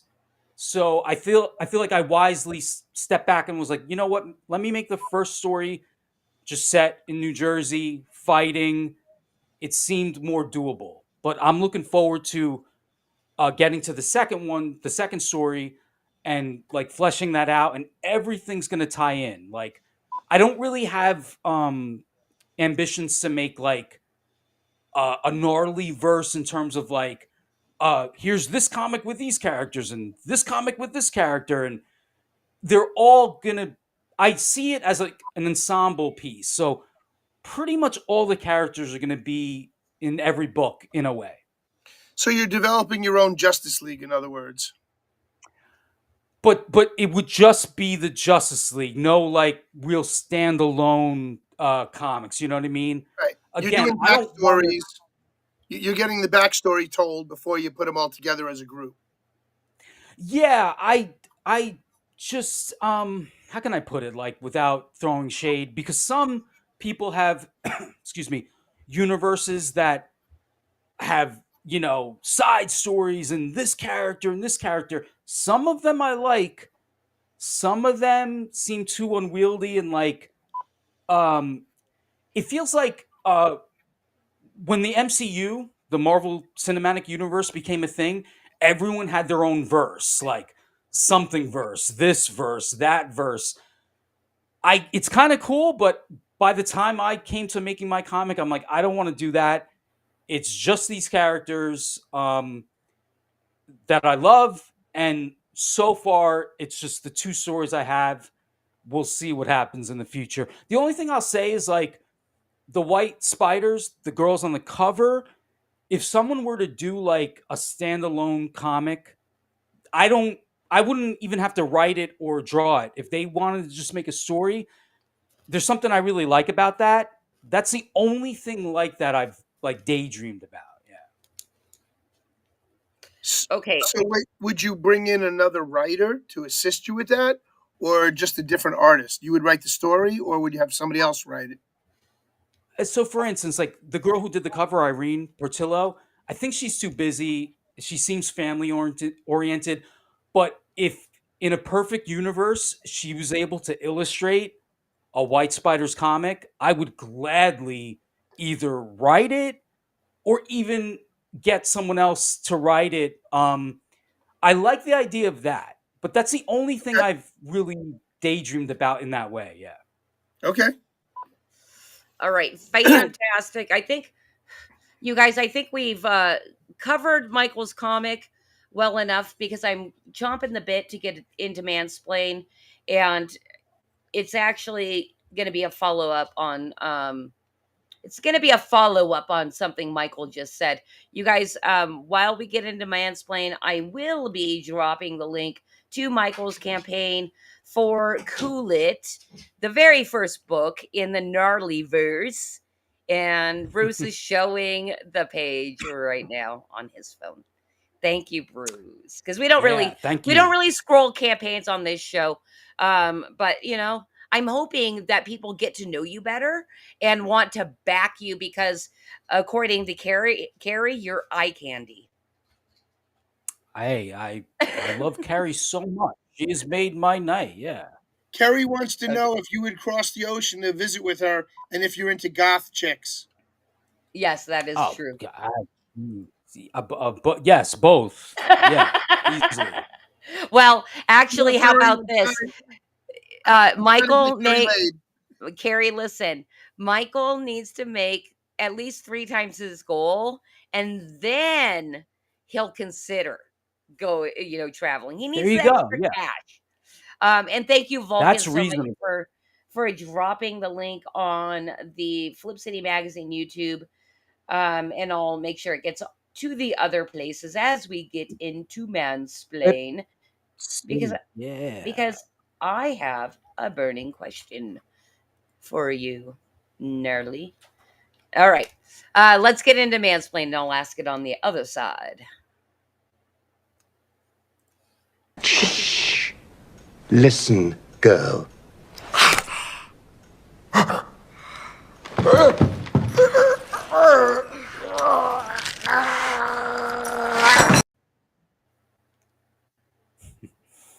You got the most Nice. savage one tonight. It's all producer's choice, but it literally is just what is lined up as far as stickers go. Um, so you had brought up multiverses. And here's the thing about me, Michael. I don't try to hide it. I'm not that much into geek culture. I mean, I learn more and more about it as I move forward with this stream and everything. Mansplain to me, number one, what a multiverse is and why the mainstream is making it suck. Okay, so my frame of reference for them is like at some point in the 2000s, and this relates to what you're saying.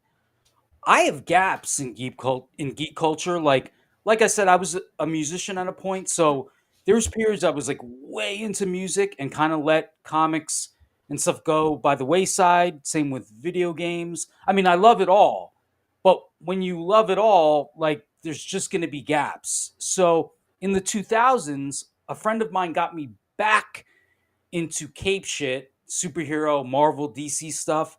And DC at the time had something called the New 52. That might have followed one of these multiverse stories. I uh like at my core hate them. I hate the idea that it seems like lazy writing. It's like, oh, we want to do this with this character. So to do so, they're from a multiverse. They're from another like alternate universe. So it enables them to like revive dead characters, do different things with characters out of canon. I feel like one of the few things that does it well has been those Into the Spider Verse movies. I really have enjoyed them. Okay. Um, yeah, so it can be done uh, if you have good storytelling, of course. But for the most part, I'm not into it. I'm not into like clones as a writing device. That seems lazy. As much as I love time travel, I mentioned Back to the Future might be my favorite movie. If time travel isn't done right, it I feel like it's a lazy device to cover up storytelling flaws. So Interesting. Because I would think if it and because I'm thinking in terms of good storytelling, making a multiverse actually would not be lazy storytelling because you have to track then all this other shit to make it true. canon, right? True. But then so basically lazy multiversing sucks. And that's what a lot of Yeah, them are doing. yeah, because I just you know like anything, you have to like indulge in it to know. There were some stories that I felt were okay, but it just when you know it's a corporation. In the case of Warner Brothers owns DC, now Disney owns Marvel. They concoct these events to get people to buy issues, and it's kind of cynical at its core. So maybe that's unfair of me to like go into it thinking, this is gonna suck, but Uh, I just know that's what's behind it. So I'm kind of like, wary. But like I said, the Spider Verse movies I feel like are very well done. I feel like those. I don't know if they're the best, but they're a great example of multiverse stories done well. Now, is that opinion about the multiverse and the Spider-Man thing? Is that kind of a universally held opinion? Like, okay, these ones are okay, I feel somewhat. like, yeah, I You know. feel like by a lot of people. I know there's some people that aren't fans, but I feel like that has more to do with. It's pretty controversial. Like with at the heart of the Spider Verse, it's this character Miles Morales Mhm. that has been a lightning rod for like wokeism. He's a black and Puerto Rican, I think. And what's interesting, Ethan Van Sciver made the point that because he was paying attention to all those accusations, like, oh, it became a meme. Miles Morales is Miles Morales. Peter Parker is Spider Man, and variations of that. But Ethan pointed out that I think Marvel created Miles in case some lawsuit having to do with Peter Parker. I don't remember those details, but basically it was like if Marvel loses the rights to Peter Parker as Spider-Man, then they would have Miles Morales waiting to be their Spider-Man. So, in essence, it really didn't have to do with wokeness. It was like a business thing. So I mentioned that just to say that I know there's people that don't like those movies because they feel like Miles is being set up to replace Peter as Spider-Man. I don't know what Marvel's plans are. Like that might happen down the line. If it happens, I mean, I'll be bummed because I think Peter should be Spider-Man.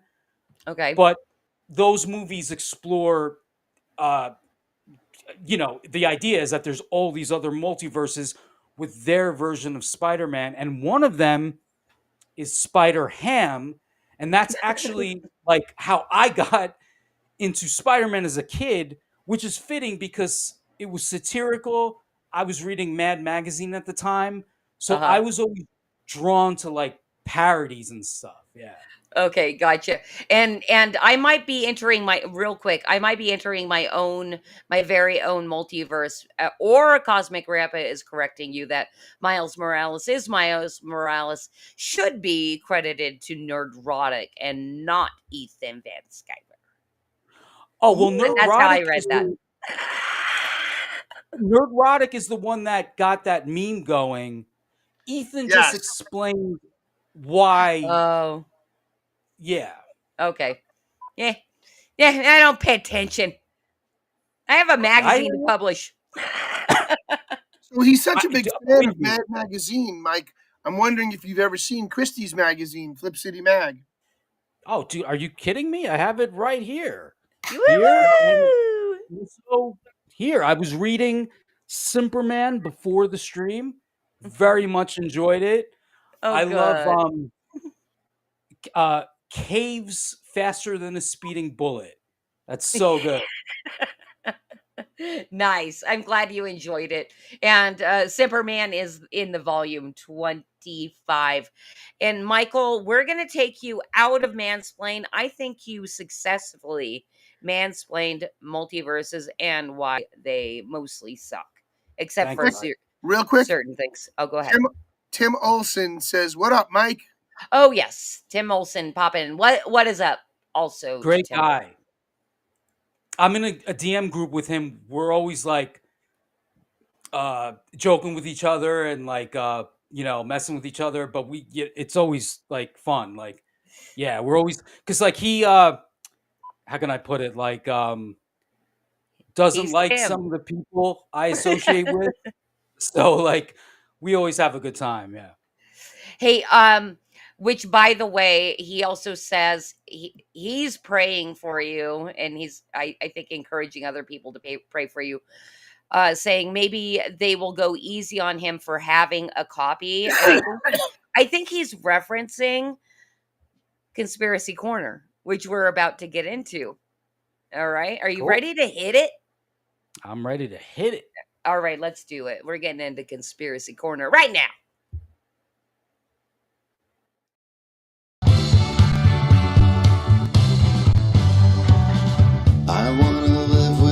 conspiracy girl. I could be prepping the rest of my life with a conspiracy girl. Those weren't aliens. Any regular viewer of Creative Chaos will know that a few weeks ago, my new dog ate my last tinfoil hat, so I just made a bigger one. So here it is. All right, so Mikey, the way Conspiracy Corner works, and it's my personal favorite way to get to know our guest, is I get to find out how big of a conspiracy theorist you are, and it comes with a wheel.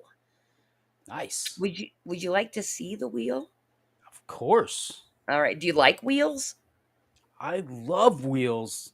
Even though Me I too. got subjected to a wheel the other day on a stream, and it was extremely nerve wracking, but that's okay.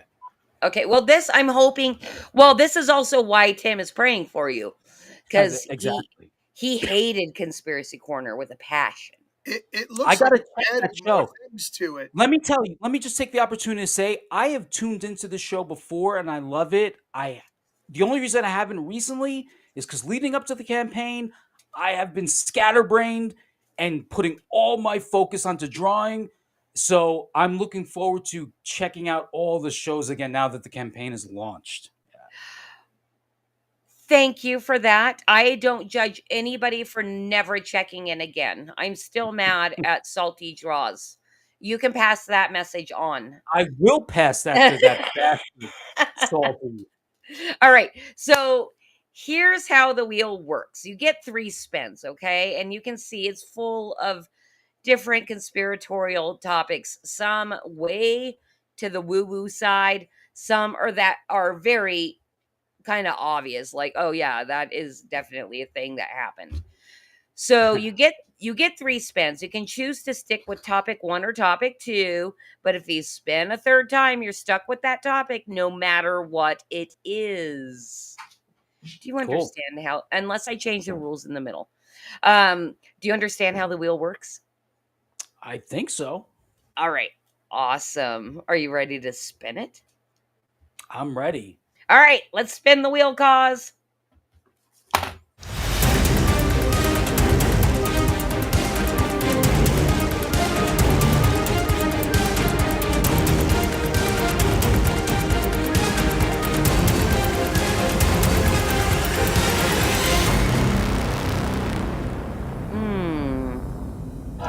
Oh, we landed on the AI. Ah, my favorite subject. Is it really? Well, I mean, meaning I absolutely despise the idea of it being used in art. But Are yeah, you a are you like one of those like staunch haters? Like anybody that uses AI in any form can go suck an egg. I was like that maybe a year ago. I have softened, but I'm still a hater in a way. Yeah. Okay. Do you want to stick on this topic or do you want to spin it again? We could stay on this. Yeah, sure. All right. It is a rare case in which somebody sticks with the very first topic. And we Oh, started off talking about AI used as art. And I am going to have some questions, but you get to rant for a little bit about it because, I mean, this is your show, basically. okay. So I just art to me, and I just assume most rational people is the expression. It's human expression. It is humans expressing themselves, ideas, thoughts, creativity. Creatively. That's what we respond to. That is, even if we don't think about it, that's what we love about. That's what we love, and that includes the flaws of humans. And like, so in a comic, you are responding to the flaws of the artist, even the flaws of the writing, because inherently it is made by a human. It's not generated. It is someone's uh their being put onto a page, in this case of a comic, the art, the writing. um the idea of artific- artificially intelligent generated art uh, it's a non sequitur. It doesn't make sense. It's not art. I Okay. have softened my position in ways because part of it is there's no escaping the embrace of it. So many more people are using it, and if it is used to, all right, I was telling a friend yesterday, like, if there's someone out there that's a great writer and they have a great idea and they're poor and they can't afford to pay an artist, and the only way we're going to experience their story is if they use AI, and this is the key thing here. I don't think we're there yet. If 5 years from now that AI can generate exactly what they envision in their mind, and now I'm able to read that story, there's something I appreciate about that. It's like, okay, like I'm glad this person is able to get their visual story out. But Because at the because same a time, writer is an artist as well, right? I'm sorry? A writer is an artist as well. Would Oh, you of agree with course. that? Yeah. Yeah, of course. Okay. So generally, I am against the use of AI for creative art or writing. Yeah, to me, it's all the same. Like writing, music, art. Art is art. It's just humans creatively expressing ideas and thoughts. I feel like that's the definition of art. If it's generated by a computer or a robot, it's not art. But again, as a tool, I have softened my stance on it. Um, I remember this artist talking on a stream about how if she uses AI to generate trees for a forest she's drawing, but it's her trees, she designed the trees, but the AI is like populating it, she would consider using it. And I understand that. Like, I don't think I'm like totally against that. So, yeah, just trying to be honest with my perspective on it. Yeah. Yeah, no, I mean, completely makes sense. Now, as far as because I have seen, I've been not not necessarily like following, but I do like reading people's opinions about AI and art and all that kind of stuff. Do you feel like people are following kind of that same trend of like I might be softening on it because certain points have been made to me. And so I had to reconsider, my stance. It feels like that. I think part of it is because I've messed around with it. I've definitely used Grok and different things to like come up with things, and it is fun, uh, and even addictive. Like you can spend time like, oh, let me try this, let me try that. Even that though, since I've done it, leaves you sometimes feeling like, I wouldn't say empty, but like you look at the things and it's like a novelty, I think, in a way. Like they're cool when you first see it, but then it's okay. So I used it for like a test trailer with one of my characters, and it made her dance and do all these different things. What happens is the AI is like taking from whatever sources. So you would see her face change where it's no Right. longer my style. And then it's like you're taken out of it. It's like, all right, well, it's literally no longer my character. It is this other thing. And I feel like the response to that highlights what I'm talking about. Like, it makes us, or speaking for myself, it makes me feel weird. Like, I'm much more comfortable knowing someone made this, like, good or bad. Like, again, I feel like flaws are I would say a crucial part of art. It's the human element. All right, you talk music, rock and roll should not be perfect. There should sometimes the drummer speeds up. It's not always bad. Sometimes that looseness is what makes it rock and roll. Now, with a Pro Tools, Auto Tune, and now AI, you're hearing more and more musicians say, this sounds like shit. It's like almost too perfect. It's bland. Mhm. It's boring. And I feel like more and more people are going to at least subconsciously respond in that way.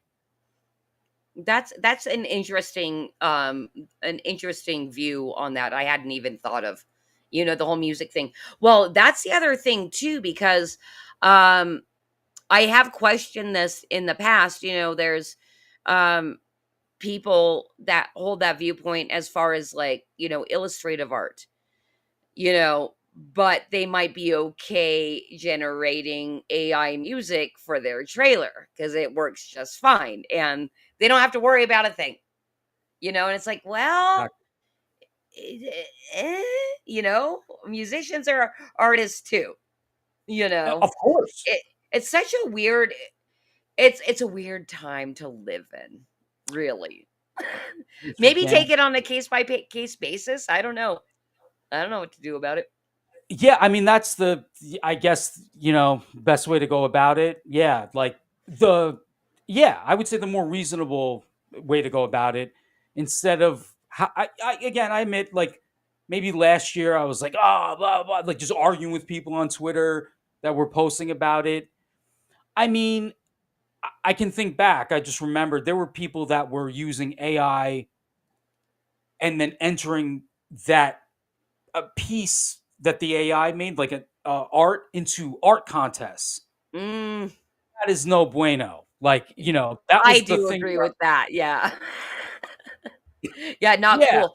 I did see oh gosh, I forget exactly who posted it. But it was a short animated film, like 3D looking animated film.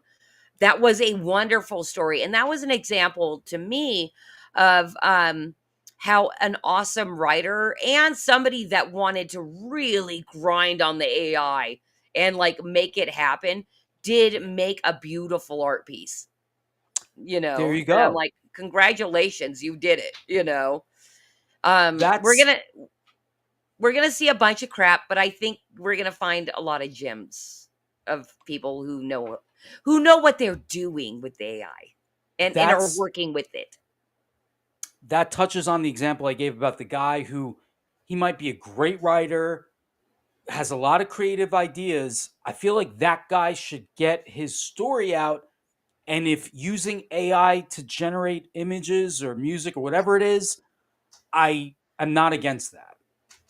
Well, especially if they do see, because that's the other thing too, is you have to also know how to use the tool, and that's a ton of fucking human labor, Yeah. you know.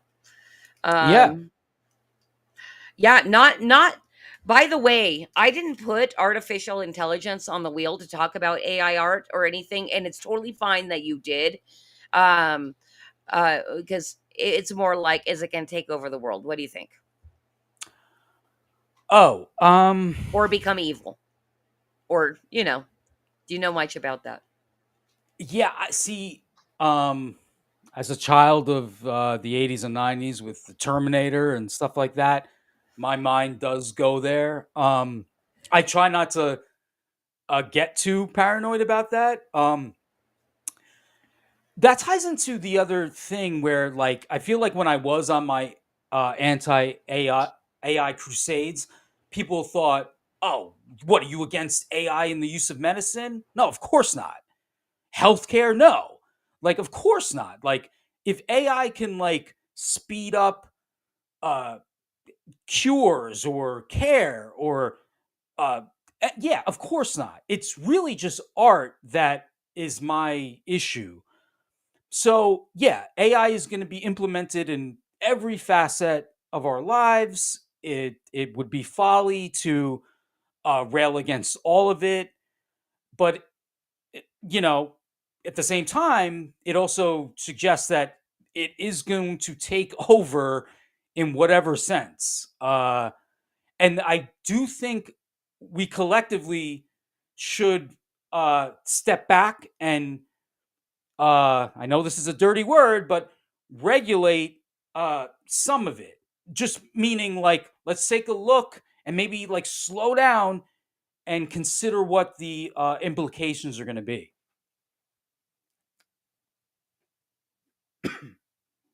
Sorry, I muted again. My bad. Okay, Oh no.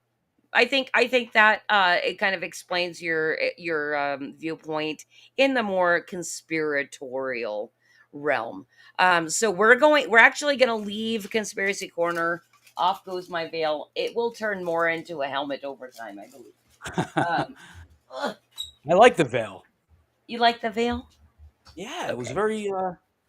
It suited you. It was Okay, very. thank you. Kind of flying nun. Yes, yes.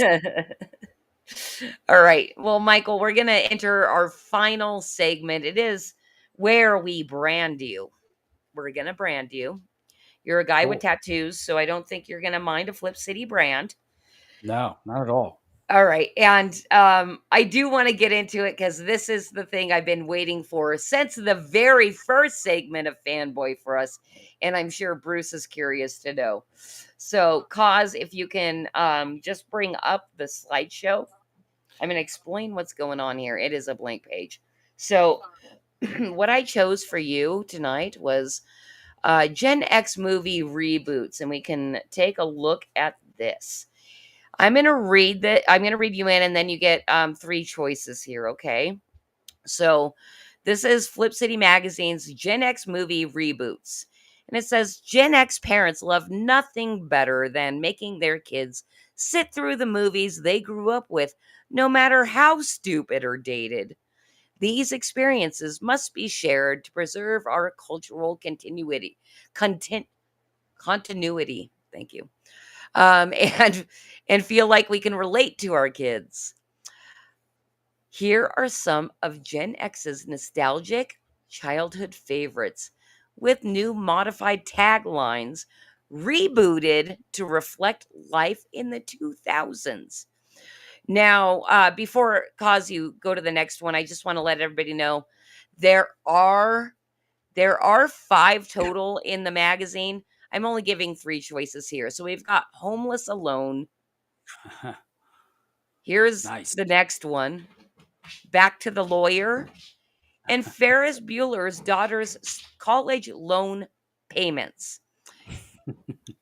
You get to Nice. choose between those three titles. I think I know what you're going to choose, and I have to explain myself a Well, little bit. it's So, it's yeah, funny go because ahead. I just saw the Back to the Lawyer in one of the issues of Flip City that I was reading. You have, and to let everybody know this as well, this is one of the fresher brandeds. We're getting, I think this was in volume 24 that I pulled it from. Yeah. Yeah. All right. So, which one? So you already know these if you've read them all. So you get to I read choose. that one for sure. I don't recognize the other two. I was kind of like flipping around besides reading I read the first two big stories in each issue, and then I was like flipping around before the show to like As well, you should. yeah. All right. So out of these three titles, Michael, which one do you want to read out loud to our audience? Um Are I you saw able, by the way, are you able to see? I know we were talking about I that. might have to like expand my thing here. Let me try doing that right now. Also, just to let you know, in this studio, there is a way to embiggenate the screen if you haven't I think I already. just did so I think I could do it. Okay. Fantastic. All right, choose your title. I'll take Ferris Bueller's Daughter's College Loan Payments, actually. All right, let's do it. I don't have to explain myself because I thought you were going to choose Back to the Lawyer. Nice. So I am reading this. Yes.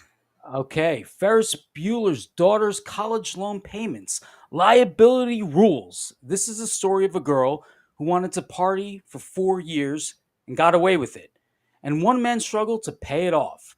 While the rest of us were just thinking about it, she got her theater arts degree. She's living proof that you can get away with anything if you've got a dad to co-sign. Yes. And you are officially branded, sir. Thank you. Thank you so much for not choosing Back to the Lawyer. because I just cut that apart this morning in our Google Slides, and it looks terrible. Okay. I made the right choice then. You sure did.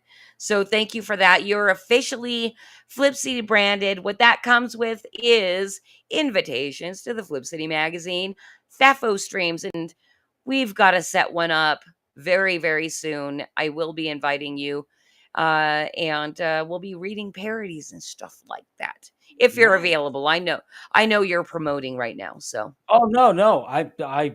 Anything I could help with, I'm happy to. Yeah, I love you guys.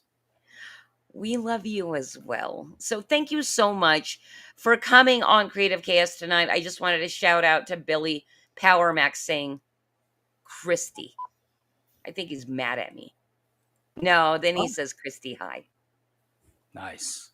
Hello, Billy Power Max. So before we completely end the stream tonight, tell everybody what you would love them to do for you.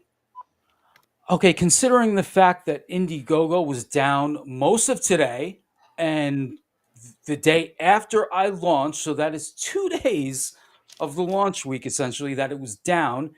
You could check that out. You know, you don't have to back if you're not interested, but at least check it out. And then you could check out my Twitter. That's I'm on all the socials, Instagram, TikTok, all that. Twitter is like my main hub.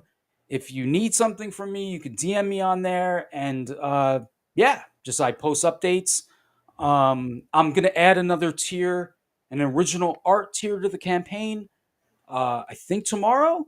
So yeah, you can check that out if you like. That'd be awesome.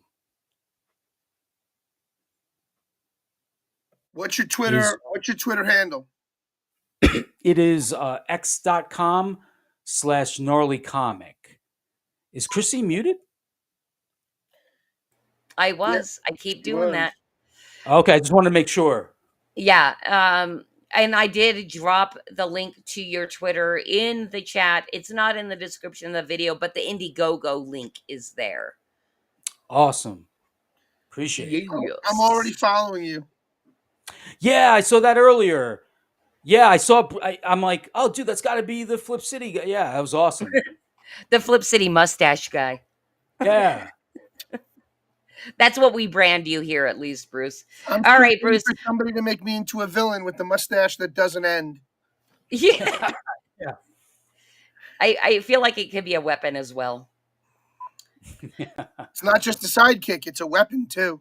It's All very right. impressive. Now that I'm Thank really getting a better look at it since I blew you guys up. Yeah. You know, Tim Olson's calling me demonically delightful. I love that. Thank you. I like that description. Thanks, Tim. You boiled it down perfectly. That is All a right, great. Bruce. Bruce, tell everybody where to find you. What do you got going on? So tonight I'm drinking a THC infused root beer, but normally I'm shit faced. I'm 3 shades to the wind right now, and I still have half to go. This was 30 milligrams, so I've got 15 milligrams of THC in my system right now, and I'm blotto. But that aside from it, I'm envious. usually you catch me on Sunday nights drinking real beer, not THC infused root beer, on Three Beer Men. That's the number three, BEERMEN, where we talk about pop culture, technology, and we like to drink beer, so we talk about beer. Cosmic Nice. Grandpa, our producer, is actually one of our co-hosts, and we have Norm, Hang Ten Alien Surfer, as our other co-host, and we just hang out on Sunday nights and chill and talk with people, talk with each other, talk with the audience, and just kind of like chill out. Because during the week, we all know that everybody's stressing the fuck out because they got so much else going on. So we do a cozy AF with Three Beer Men on Sunday nights, 7 p.m. Big Apple time, 4 o'clock avocado time, 5 o'clock barbecue time, and 6 o'clock Central time. So check us out. I think Hell call it prairie time. Prairie time. Prairie time. There we Prairie go. time and barbecue time. Awesome. All right. Nice. And then, you guys, this was the Flip City Magazine's Creative Chaos. We do this every Thursday night at 9 p.m. Eastern. and 6 p.m. Pacific. I'm not doing all those other time zones. Figure it out, people. And Flip City Magazine, we are a comic satire in the vein of Mad and Cracked from back in the day. We are subversive and fun, and we've got a funder going on right now for our parody special edition. You'll find that at fundmycomic.com/Flip City 27. Major shout out to Vulcan Lives for being on top of it. The man that never asked to be a mod, but I made him a mod because he said hi one day and I recognized his name, and he's here every damn week. He is a great mod. We love Vulcan. He's here more times than I am. And yes, Tim Olsen, Yes. I'm stoned out of my ass right now. All right, Oh, I guys. love him. I'm We're- envious. Oh man, Vulcan, love you, Cosmic Grandpa, and of course the wonderful Batman. Michael, if you don't mind, I love you too. You're so wonderful. I love It was- you too. I've loved you since the get-go. As soon as I saw you and heard you. Yes. Awesome. And then that is a high note to leave on tonight. Also, Bruce is a high note to leave on tonight. That guy over there. Note there. All right. And we're going to wave goodnight. See you guys next week. Bye. Bye.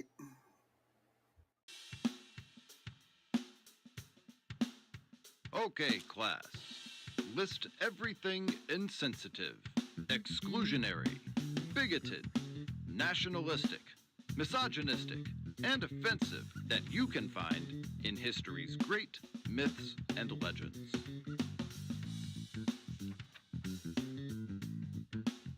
Extra points for suffering panic attacks or emotional outbursts. Fact check every opinion against the lived experience of your comrades and allies, so you can avoid forming a criminal opinion. Scrutinize it cover to cover. Wrongthink, misgendering, dead naming, misinformation, microaggressions. Leave no page unturned.